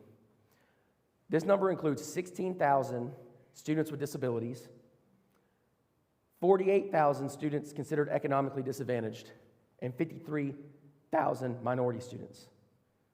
And we continue to outperform the state with 2.2% higher percentage enrollment in those areas. That's about being inclusive, folks. We want all of our students to be involved in all of our different programs, but fine arts really exemplifies that. We've had more than 3,000 students participate in 10 district all-county events. This gave them the opportunity to perform with their peers, right? Healthy competition, that's a good thing, right? Not participation ribbons, but actually participating and winning something. We had music performance assessments where over 9,000 students participated in those. Our ratings for our concert MPAs, 64 superior ratings, 72 excellent, and 12 good. That's pretty great. And also we allow our fifth graders to attend one of 6 concerts at the Lakeland Symphony Orchestra to promote our fine arts programs, as well as our elementary schools can send our 4th graders to the Ashley Gibson Barnett Museum of Art. So both of these initiatives that we've helped provide with district funding, help our students to enter into and continue entering into the fine arts. Some of our student spotlights. Last year, 8 juried exhibitions were held at the museum featuring Polk County Public School students, generating the greatest number of entries in recent years. So our students are talented and they're producing great work. Also, this year, students from middle and high school submitted 394 original works for consideration, resulting in National American Vision Award winners, 41 Silver Key Award winners, and 30 Golden Key Award winners. And Polk County Public Schools had 292 submissions from 25 different schools in Florida Art Education statewide K through 12 art competition. Athletics. Athletics is another place where kids can shine. We talked about career technical student organizations. We talked about fine arts, athletics too. Last year, more than 11,000 middle and high school students participated in our athletic programs. And while that's important, and again, competition is important, and the ability to compete is important, it's doing more than just that for our students. It's helping them with their mental well-being. It's helping them with their discipline, having to get up early and go to practice or stay late and go to practice. And then also, time management. Where do we fit into homework in that too, right? Because our students are excelling academically. If you look here, our total average student athlete unweighted GPA in Polk County, 3.255. That's great GPA for our athletes. And something that's important that I'm sure Mr. Beasley appreciates as well from the county commission and our commissioners, heads and beds. We hear about that a lot, right? Heads and beds. Well, Polk County is a sporting destination, right? Yeah, we're bringing in more money. We will almost host 20 statewide competitions. That's a variety of things: basketball, volleyball, weightlifting, soccer. You can see them all there, right? We're bringing students and their families from across the state into Polk County to compete. Well, we're great located in between Tampa and Orlando, right? Let's take advantage of that. The leadership is great in our athletics department. I want to highlight a few students and coach spotlights. I'm not going to read them all, but just so you know, Lakeland High School won its 3rd consecutive national cheerleading championship. You can see some of our other ones here. 2 other national ones that I want to talk about leadership. Again, this isn't just from our students, but also for our adults. Terrence McGriff at Bartow High School, boys basketball National Coach of the Year finalist. National Coach of the Year finalist. As well as Dan Talbot, our amazing athletic director, is a finalist for National Athletic Director of the Year. We're trying to support our teachers and our support staff as much as possible. We've given historic raises, but we're still not able to pay our staff enough. Okay, we had some great negotiations, got a little contentious there, not going to lie to you. We get a little bit back and forth. That's part of negotiations, right?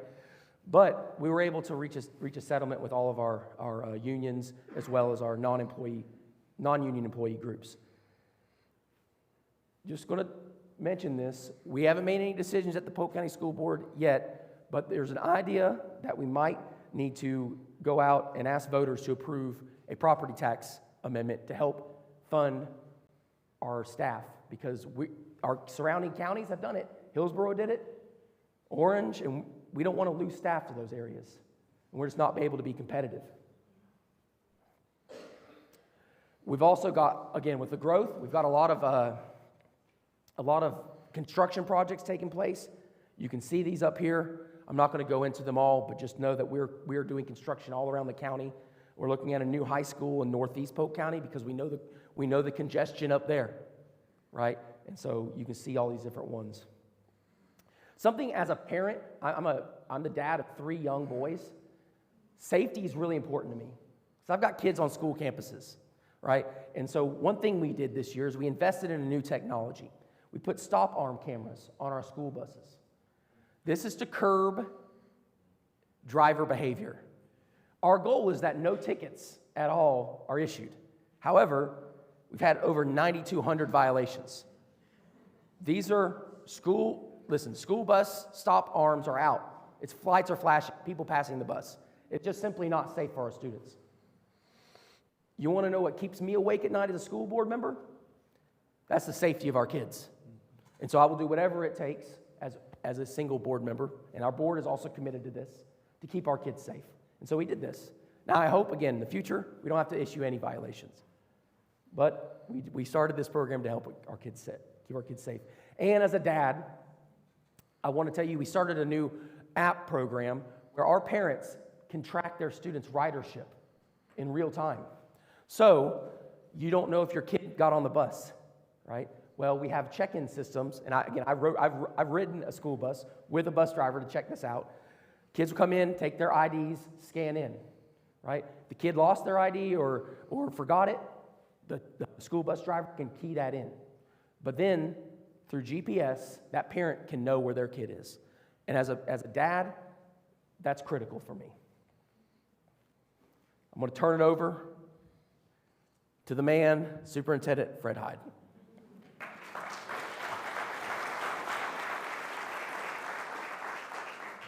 I commented recently, and I've been teased a bit about it by some of my board members, that I said at a recent meeting that I'm so impressed when I hear some of my board members speak about the district because they've become so knowledgeable about it.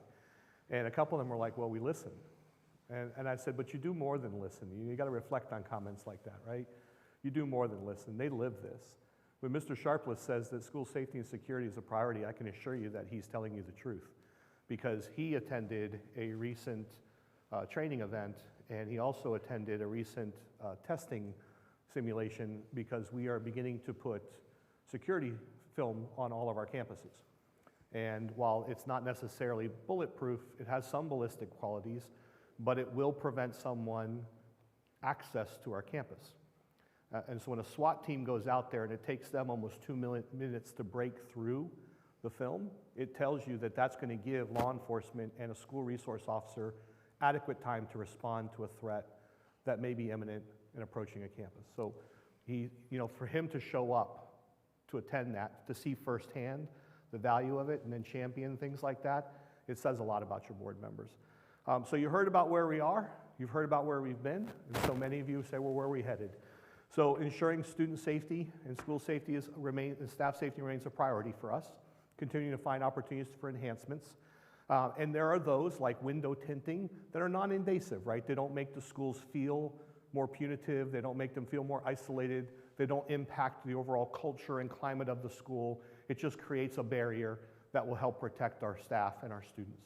We're looking at other software right now. We're in conversations with 2 companies that actually can tap into our security cameras, and they use AI technology, and they, independent of an adult, can actually trigger all the alarms and contact law enforcement and have them respond if a weapon is detected on our campus.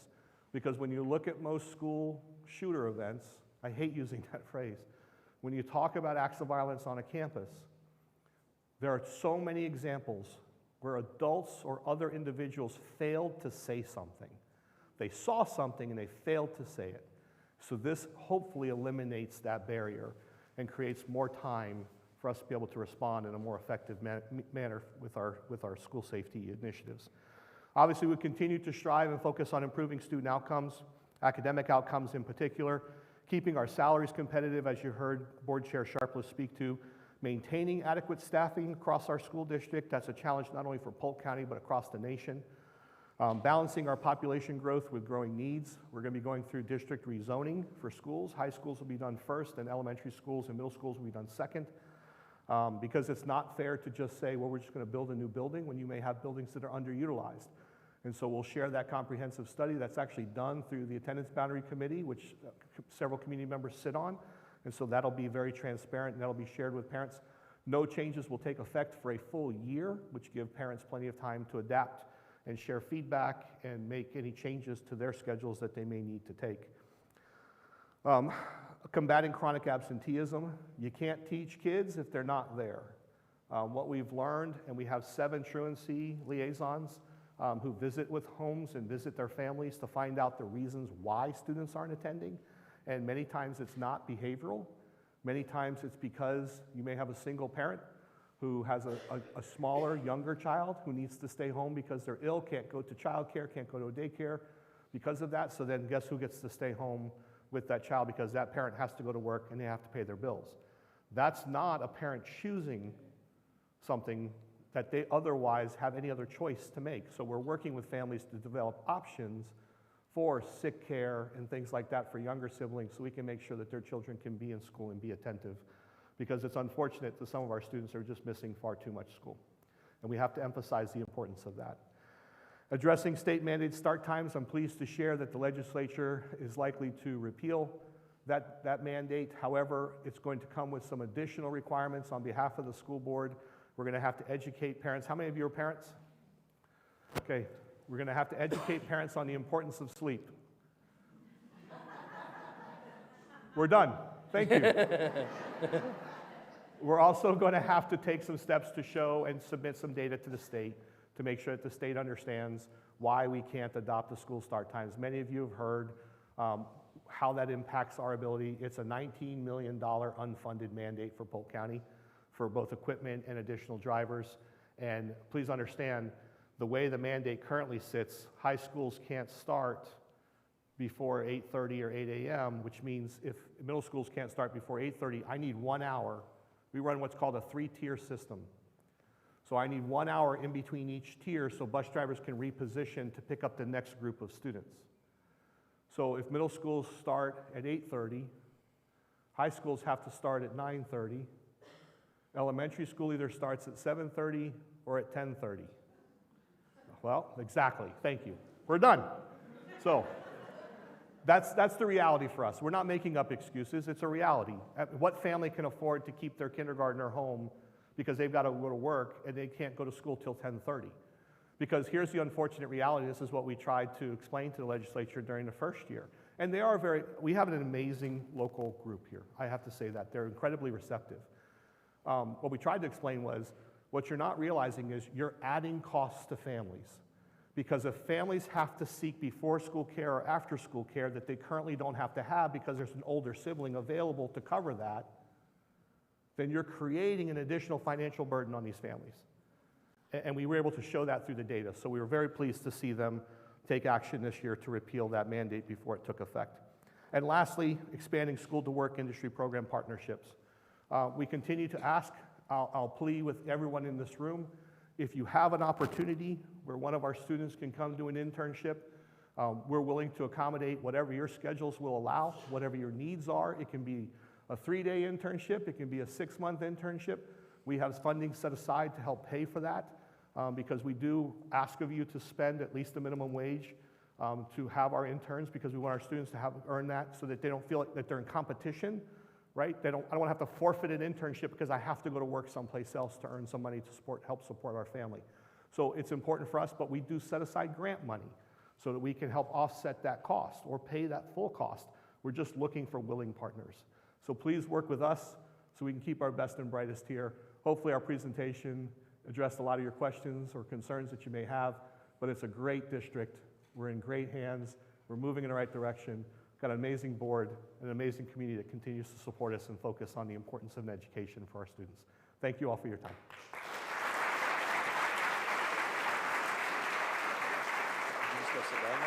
I guess that's it. Yeah.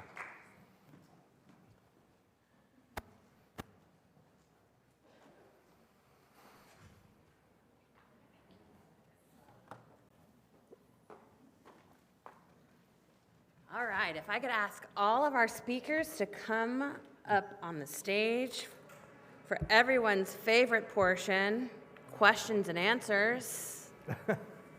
You've all been sitting for a while, so if you need to stand and stretch, please feel free to do that as well.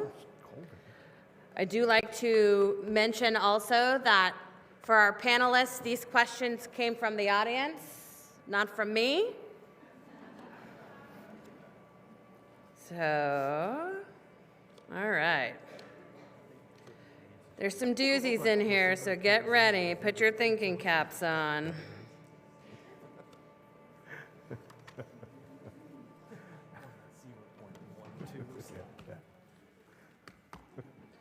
One kid on 1.2, he says congratulations. Okay.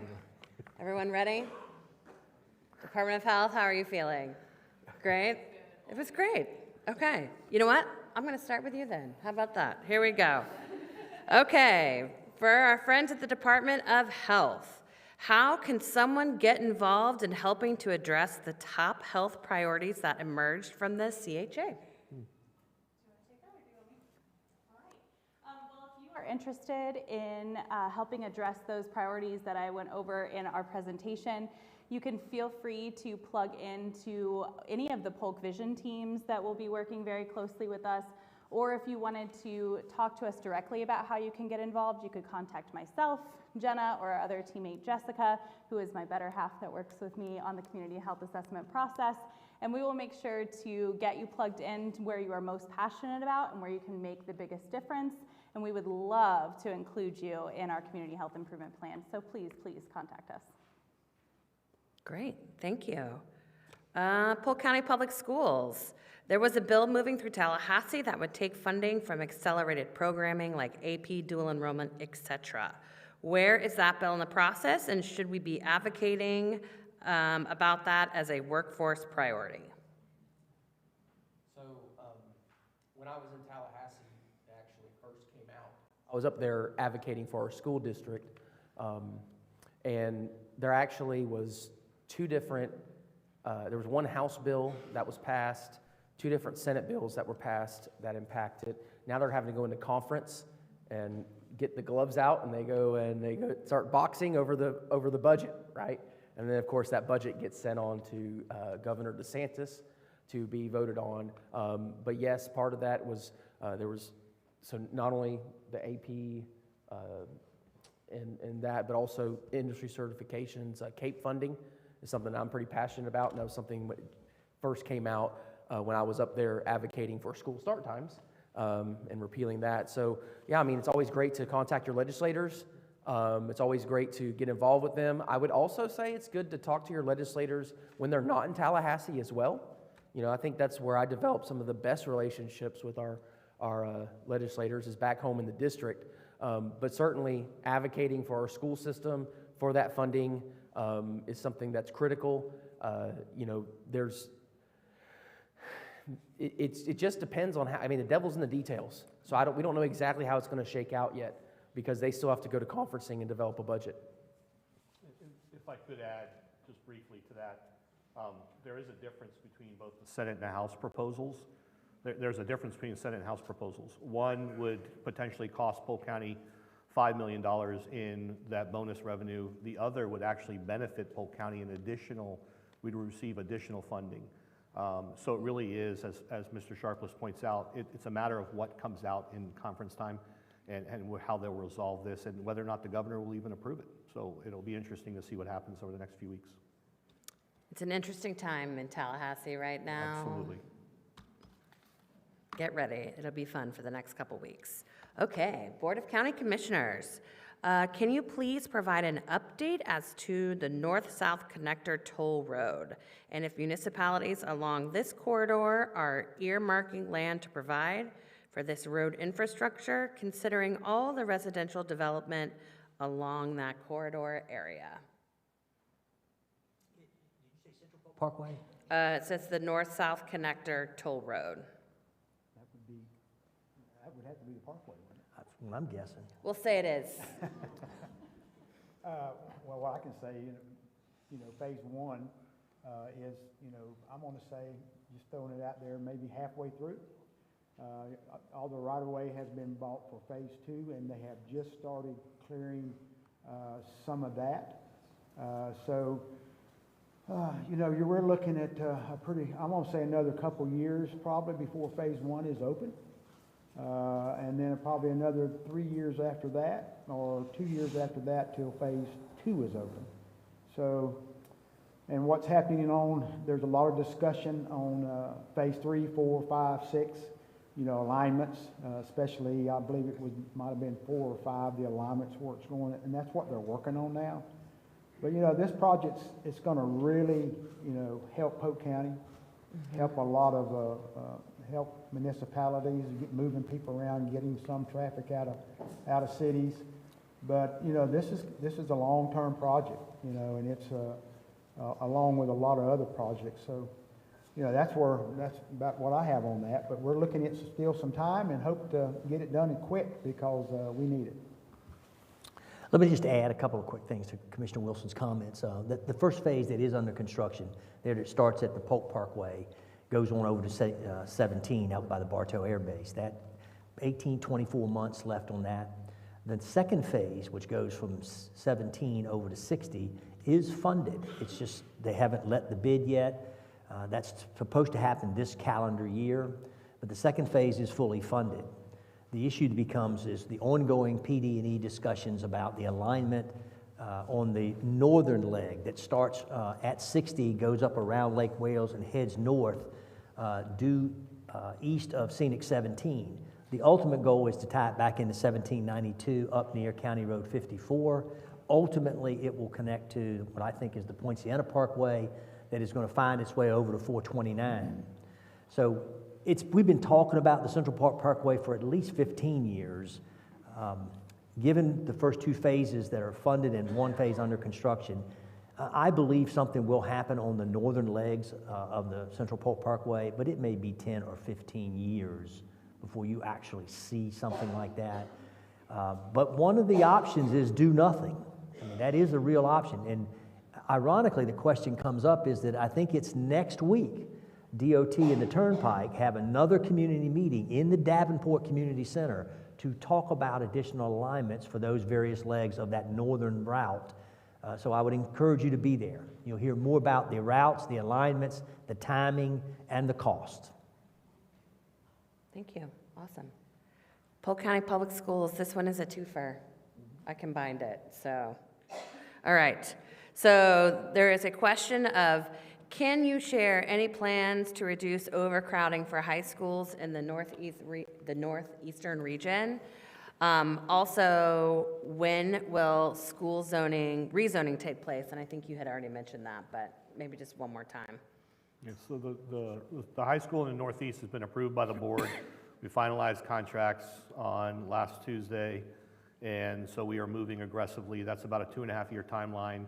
So that school will open. That will provide relief to Davenport, Haines City, Ridge Community High School, and we're already looking to see other opportunities.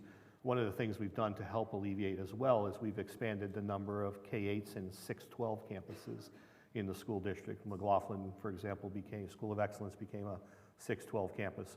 We like the concept. It lets us maximize the current utilization of existing buildings, but it also allows us to create those smaller learning community environments where students and families can feel better connected to the campus. The second question was rezoning. The Attendance Boundary Committee has already established, I think, 4, if not 5 proposals. We'll be bringing those to the board starting this summer.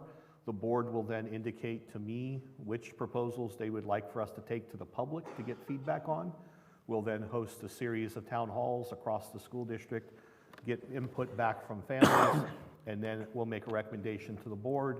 If the board adopts that recommendation, it would not take effect, as I mentioned, for an entire school year. Any recommendation that comes from my office in particular, will not include forced school change. Far too often in rezoning, we tell parents, well, if your kid is midway through that school, you're going to have to go to the newly assigned school. I will not support that. I will not ask that. We'll give that as an option to families. We would shutter any new enrollments. So let me give you an example. If a student is in elementary school and they're in 4th grade, but their elementary school's now been rezoned. The student would be allowed to stay there, but we would not let an incoming kindergartner attend there from the same family. That would be my recommendation to the board. The board ultimately makes that decision. They have strong feelings about those things depending on the board member. I realize the convenience for a family, but if you keep letting new enrollment come in, you've kind of defeated the purpose of the zoning. So high schools will be done first, and then we're going to bring elementary and middle schools probably no later than mid-year next school year, so right around October through December. And then the board will go through the second half of the year, community feedback, and then again, that will not take effect until the 27-28 school year. Thank you. That's good. I like that you're doing high schools first. My son was a forced rezoned transfer, I guess. It worked out for us, but there were a lot of people who were upset about that. All right, we're going to go back to the county. And Mr. Beasley, you know, I like asking you the hard questions. He can, I know. All right. Please name 3 of the most concerning challenges for Polk County that we're facing, and how are you addressing them? That's a good one. There's a lot more than 3. I'd mentioned earlier that the county's #1 commitment and priority is public safety. Public safety is not getting cheaper. It's consuming more and more and more of a piece of our general fund budget. So that's an ongoing challenge. I don't have an answer for how we're going to solve it. We're going to have to be very measured about the level of service that gets provided, how we grow the public safety arena. Good example, the board just added 75 new firefighters like that.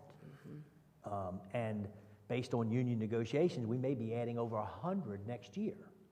That's the mission, that's the decision the board has made. That comes at an expense.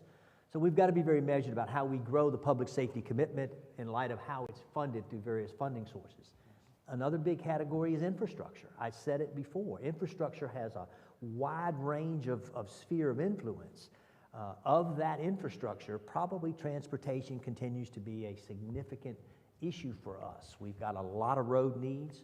We've not just got new roads and to add new capacity. We have existing systems that we need to improve mobility by way of turn lanes, signalization, a number of different things just to maintain the asset. We have a pavement management program that's tens of millions and is growing. We've got to fund those maintenance programs. We've got drainage issues across Polk County on the infrastructure side. You've seen it through the hurricane season where we've got some low-lying restricted drainage areas that are continuing to cause us drainage challenges. They've got to be addressed. We've got community health issues that we're continuing to try to leverage what resources the county has with those private sector resources. I think we do a pretty good job in that area. Is affordable housing, is workforce housing, is attainable housing, is that arena going to grow, and what expectations does the public have of the county's involvement? We've got economic development initiatives out there that we are also pursuing. So there's not one specific priority. We've got multiple priorities, but we've got strategies, multiple strategies to try to chip away at what those challenges may be. There's no panacea. And we're never going to get to nirvana on any of those areas. It's a challenge. It's a challenge to every government across every walks of this country. And in Polk County, maybe it's more focused because we're growing so fast. That is 100% That's right.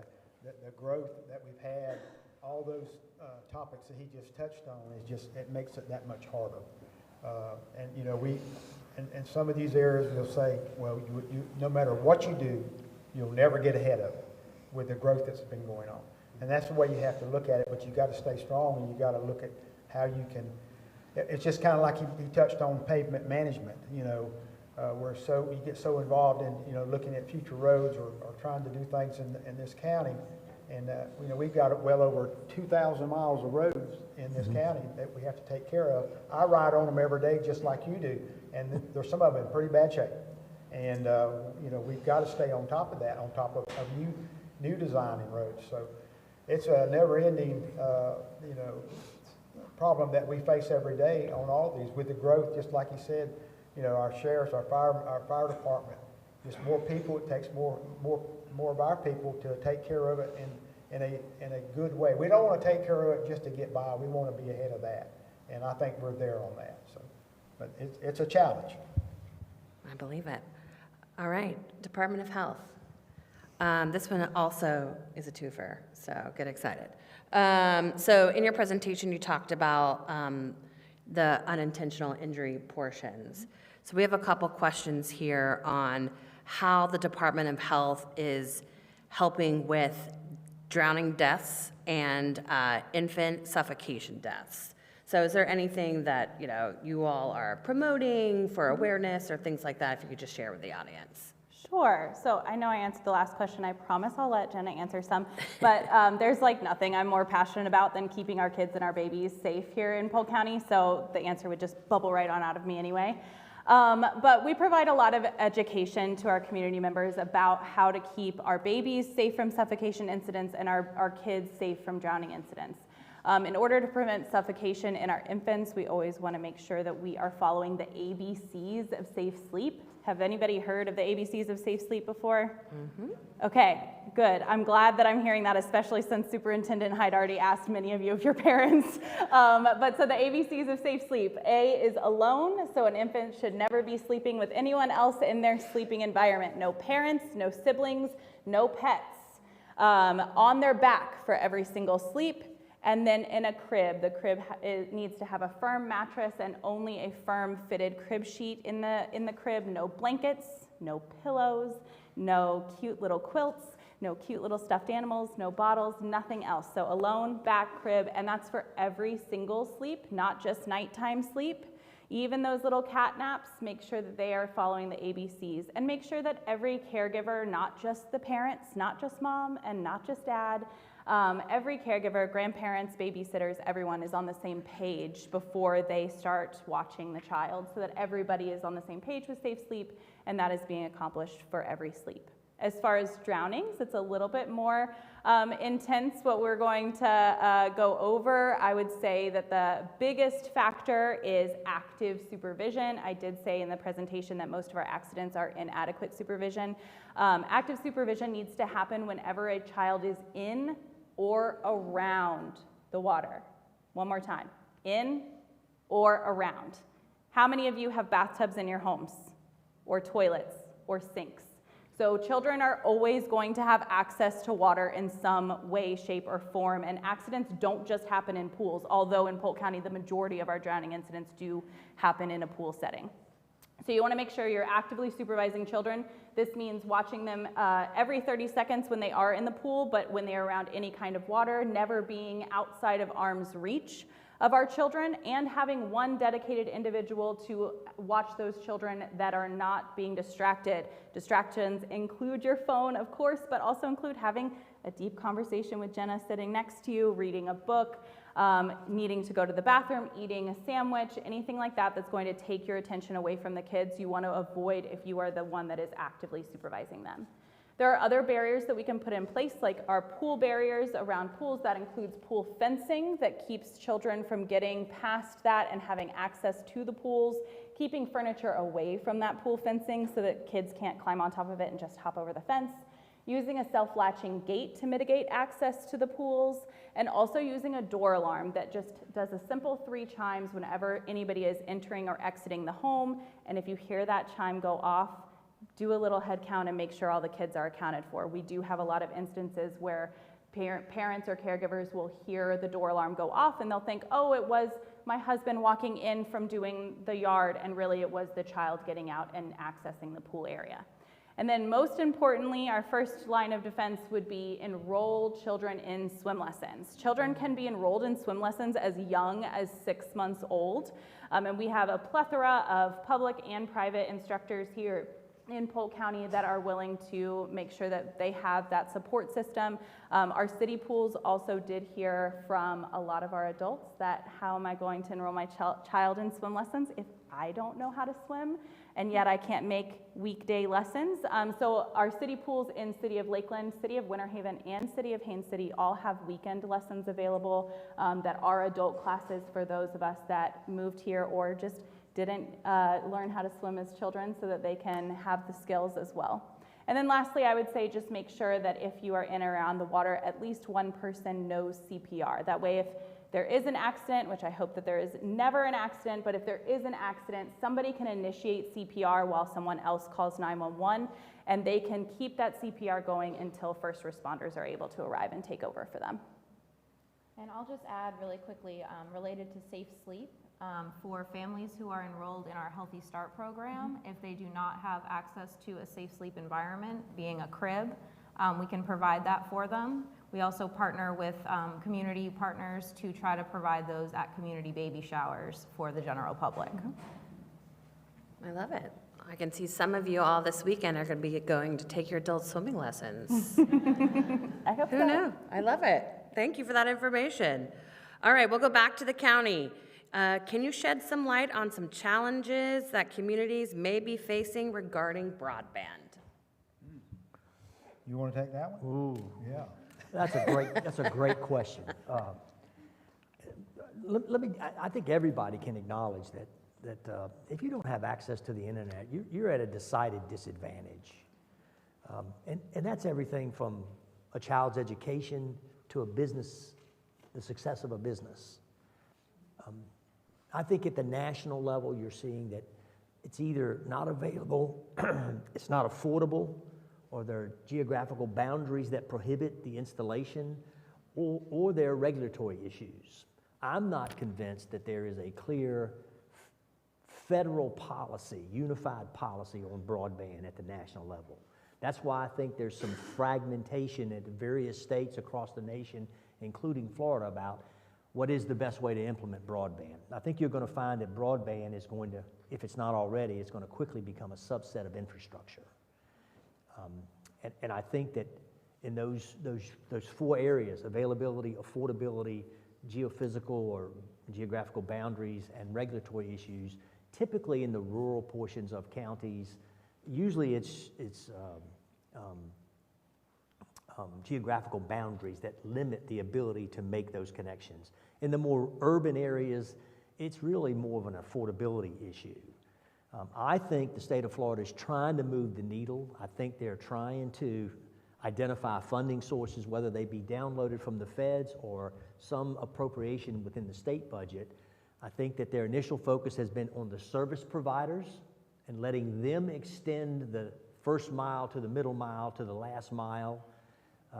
But I think the county has been wanting to have a place at the table when it comes to a statewide committee that talks about these issues.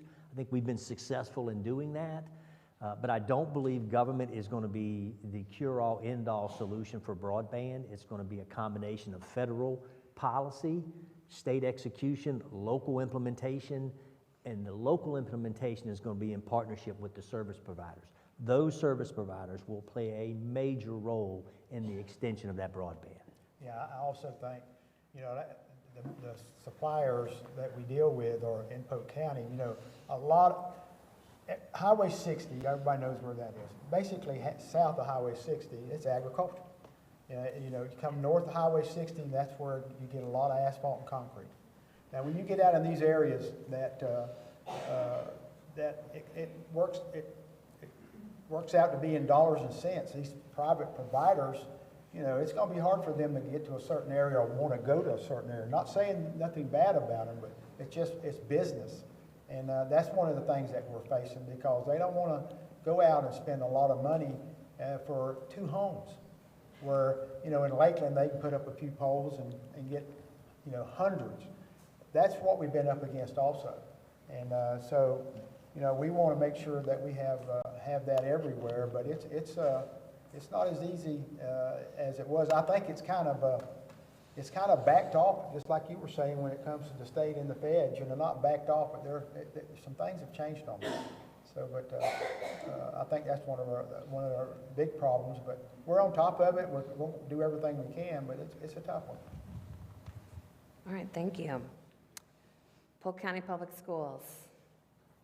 So we've had a couple questions, 3 questions to be exact, from our community-based organizations, and how are you utilizing them? If you're not, how can they be a partner with the Polk County school system relating to whole child programming, mental health, and just a generic question of how they can get more involved with the school system. Well, I'll take the generic one. Great. First of all, we have 5 great community liaisons that are out there in our community. That's their job, is to connect the community to our schools and to help with resources. So if you're wanting to get involved, certainly reach out to the liaisons. Where can they find that information? It's on our website. Okay. But, 2 of them, I see at least 2 Okay, we have of them 2 of them here. down here. 3. So, back there, yeah. So we Okay. got them here, so make sure to see them while they're here. Of course, also, you can access the website, which was up there. But the community liaisons are doing a great job, so make sure you use them. Whether you're a business that's wanting to get more involved in the school system or an organization, we welcome help. Trust me, we welcome help. But the other ones, I'll let him talk about. So more specific, we have some outstanding existing community partnerships: United Way, Big Brothers Big Sisters, Boys and Girls Club, Girls Inc., YMCA. I don't want to leave anybody out because I always feel bad. I have this amazing talent of complimenting somebody and then insulting everybody else at the same time.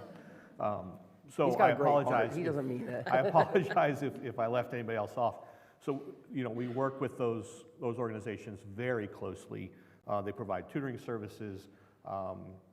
Harvest is here as well. I shouldn't leave them out because when it comes to food insecurity, they do an absolute amazing job. Even post-hurricane, they were the first to step up to the plate to help us with water distribution and food distribution.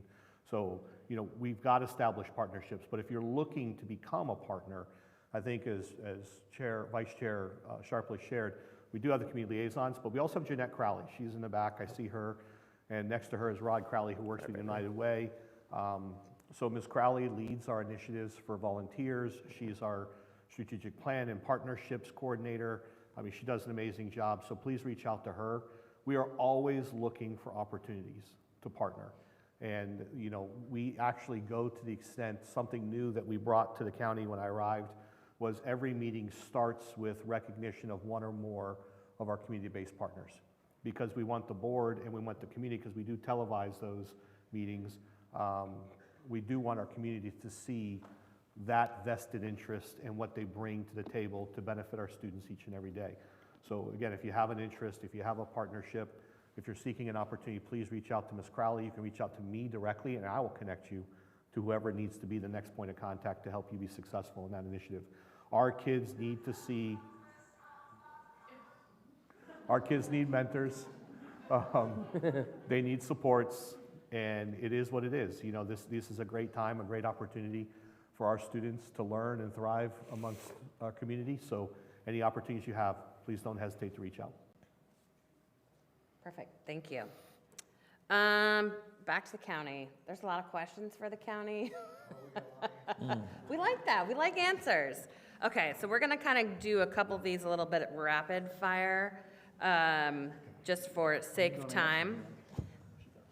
No rapid fire? I said Bill answer. I know, Mr. Beasley. You're such a good sport at these, so I appreciate you. Really quickly, can you give more details about the Thompson Nursery Road expansion? Major east-west corridor improvement for the county beginning at 17, going to 27. Will be done the project will probably be done in 5 phases. I don't remember the length of miles. I want to say it's about 12 miles. First phase is about ready to go to bid. It goes from about 17, will work from the west to the east. It's about probably $120–130 million worth of roadway investments. Part of it is realigning existing portions of the road on the east end, but aligning new portions of the road beginning at 17, and it'll go over to around the Juanita community. I can't remember. Yeah, that's one, yeah. That's the first phase. So the design is about finished. We will execute in phases, but probably, and one piece of that phase of the bigger project, one small phase, is already finished. We did that through a contractor-developer agreement, and the developer built that small section for the county. But I would venture to say within a 5 or 7 year period, that road should be fully completed. And that will help tremendously on moving traffic in that area coming off. I mean, it just hooks it all together. So it's one of the things we were talking about earlier. Great. Next, rapid fire. Can you share any plans to expand public transportation? Rapid fire, remember, rapid fire. I hate to keep giving that, but no, I don't have an answer. Well, a couple of strategies. Is one, we clearly are invested in Lambted and Citrus Connection. They really do help do a number of things relative to those fixed routes and some of those alternate routes and some of these small little carts that you see going around some of the communities. I think Lambted thinks out of the box well, and they offer that service. The other bigger, broader initiatives that are out there, and it may be a while before that we land that, is Brightline. Don't lose sight of Brightline. Brightline is alive and well. They are planning to come from Orlando to Tampa. It's going right down the I-4 corridor, and there is going to be a stop in Polk County. We're working with some of our municipal partners to find out where that's going to be, and we thought it was going to happen sooner, but it probably is something that won't occur for the next 6 to 7 years in Polk County. But a Brightline high-speed rail stop is coming. Second thing is Sunrail. Now, again, there's a lot of politics behind Sunrail and the business merits behind Sunrail, but Sunrail exists in Osceola County and going to the east through Sanford and Seminole County and those areas. There is a study being done through our TPO and FDOT in terms of does it have business merits coming into Polk County by way of 4 to 6 stops, potentially in Point Siena, Haines City, Lake Alfred, Winter Haven, Lakeland. Those kinds of things it's a dynamic that's in play and is being discussed, and that's another part of the transportation equation. Stay tuned. Yeah, I think locally, transportation-wise, it's all about riders, people in those seats. There's a lot of people that use the systems, the bus system that we have, but there's a lot of them that don't. And that's something that Polk County's got to get more, not just the people of Polk County have. I mean, we're all used to driving our vehicles. Wherever we go, we want our vehicle with us. But it all boils down to people in the seats. And that's what, where we've got to get to start really expanding and getting bigger that's the way I look at it. Thank you. Has everyone here rode Brightline or Sunrail? Anyone? No? If you ever want to take a trip to Miami, I highly suggest Brightline. It's very nice. Let me tell you a quick story about Brightline. There we go.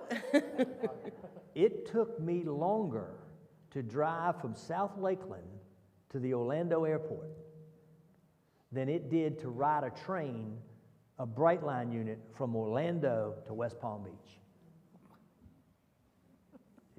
Wow. Yeah. I believe that. Take a trip on Brightline. It's fun. You'll like it. I promise. Okay, next rapid fire question. There's a couple Tallahassee questions in here, so if we need to reroute, we can. We've got a question asking on 991, which is abolishing the CRA. Okay. Oh. Okay. Yeah, There's also a question in here about the TDT tax as well, so tourism in Polk County. You start, I'll finish. Okay. I want to, there's a lot of things going on in Tallahassee, and y'all hear about it, read about it, see about it every day. There's a lot of good things and a lot of bad things, the way I look at it. I'm one of those guys, if anybody in this room knows me very well, I tell it like it is. And there's some of the things that are coming down that you talk about the CRA. I think that's something they're talking about doing in 7 or 8 years, maybe doing away with it. That's the one I'm thinking about. Mm-hmm. Some places that's bad, some places that's probably good, because some of them might not be run as well as they should be, and that's just the way I feel about it. Some of them are ran very well, but what the state does with that is yet to be seen. Tourism, and the other one is the tourism. Now, I was talking with Commissioner Santiago earlier this morning, and she's the chair of the TDC, and I thought I was going to have to hold her down because tomorrow that thing, I believe, is going to a committee where it could be move on. So she's pretty much upset about it. We're all upset about it. There's, as I said earlier, there's quite a few things going on in Tallahassee that's this year that I haven't seen since I've been a commissioner, and I've been in Tallahassee every year, going up there for our county for policy and appropriations, and it's always been a good trip and get a good return from our delegates and our senators and our representatives helping our county. This year's different. And there's a lot of things that came up that I think they're probably sticking their fingers where they shouldn't be. Just real quick on the CRAs, there is language. I mean, CRAs can serve a vital purpose and have for a number of years in Polk County.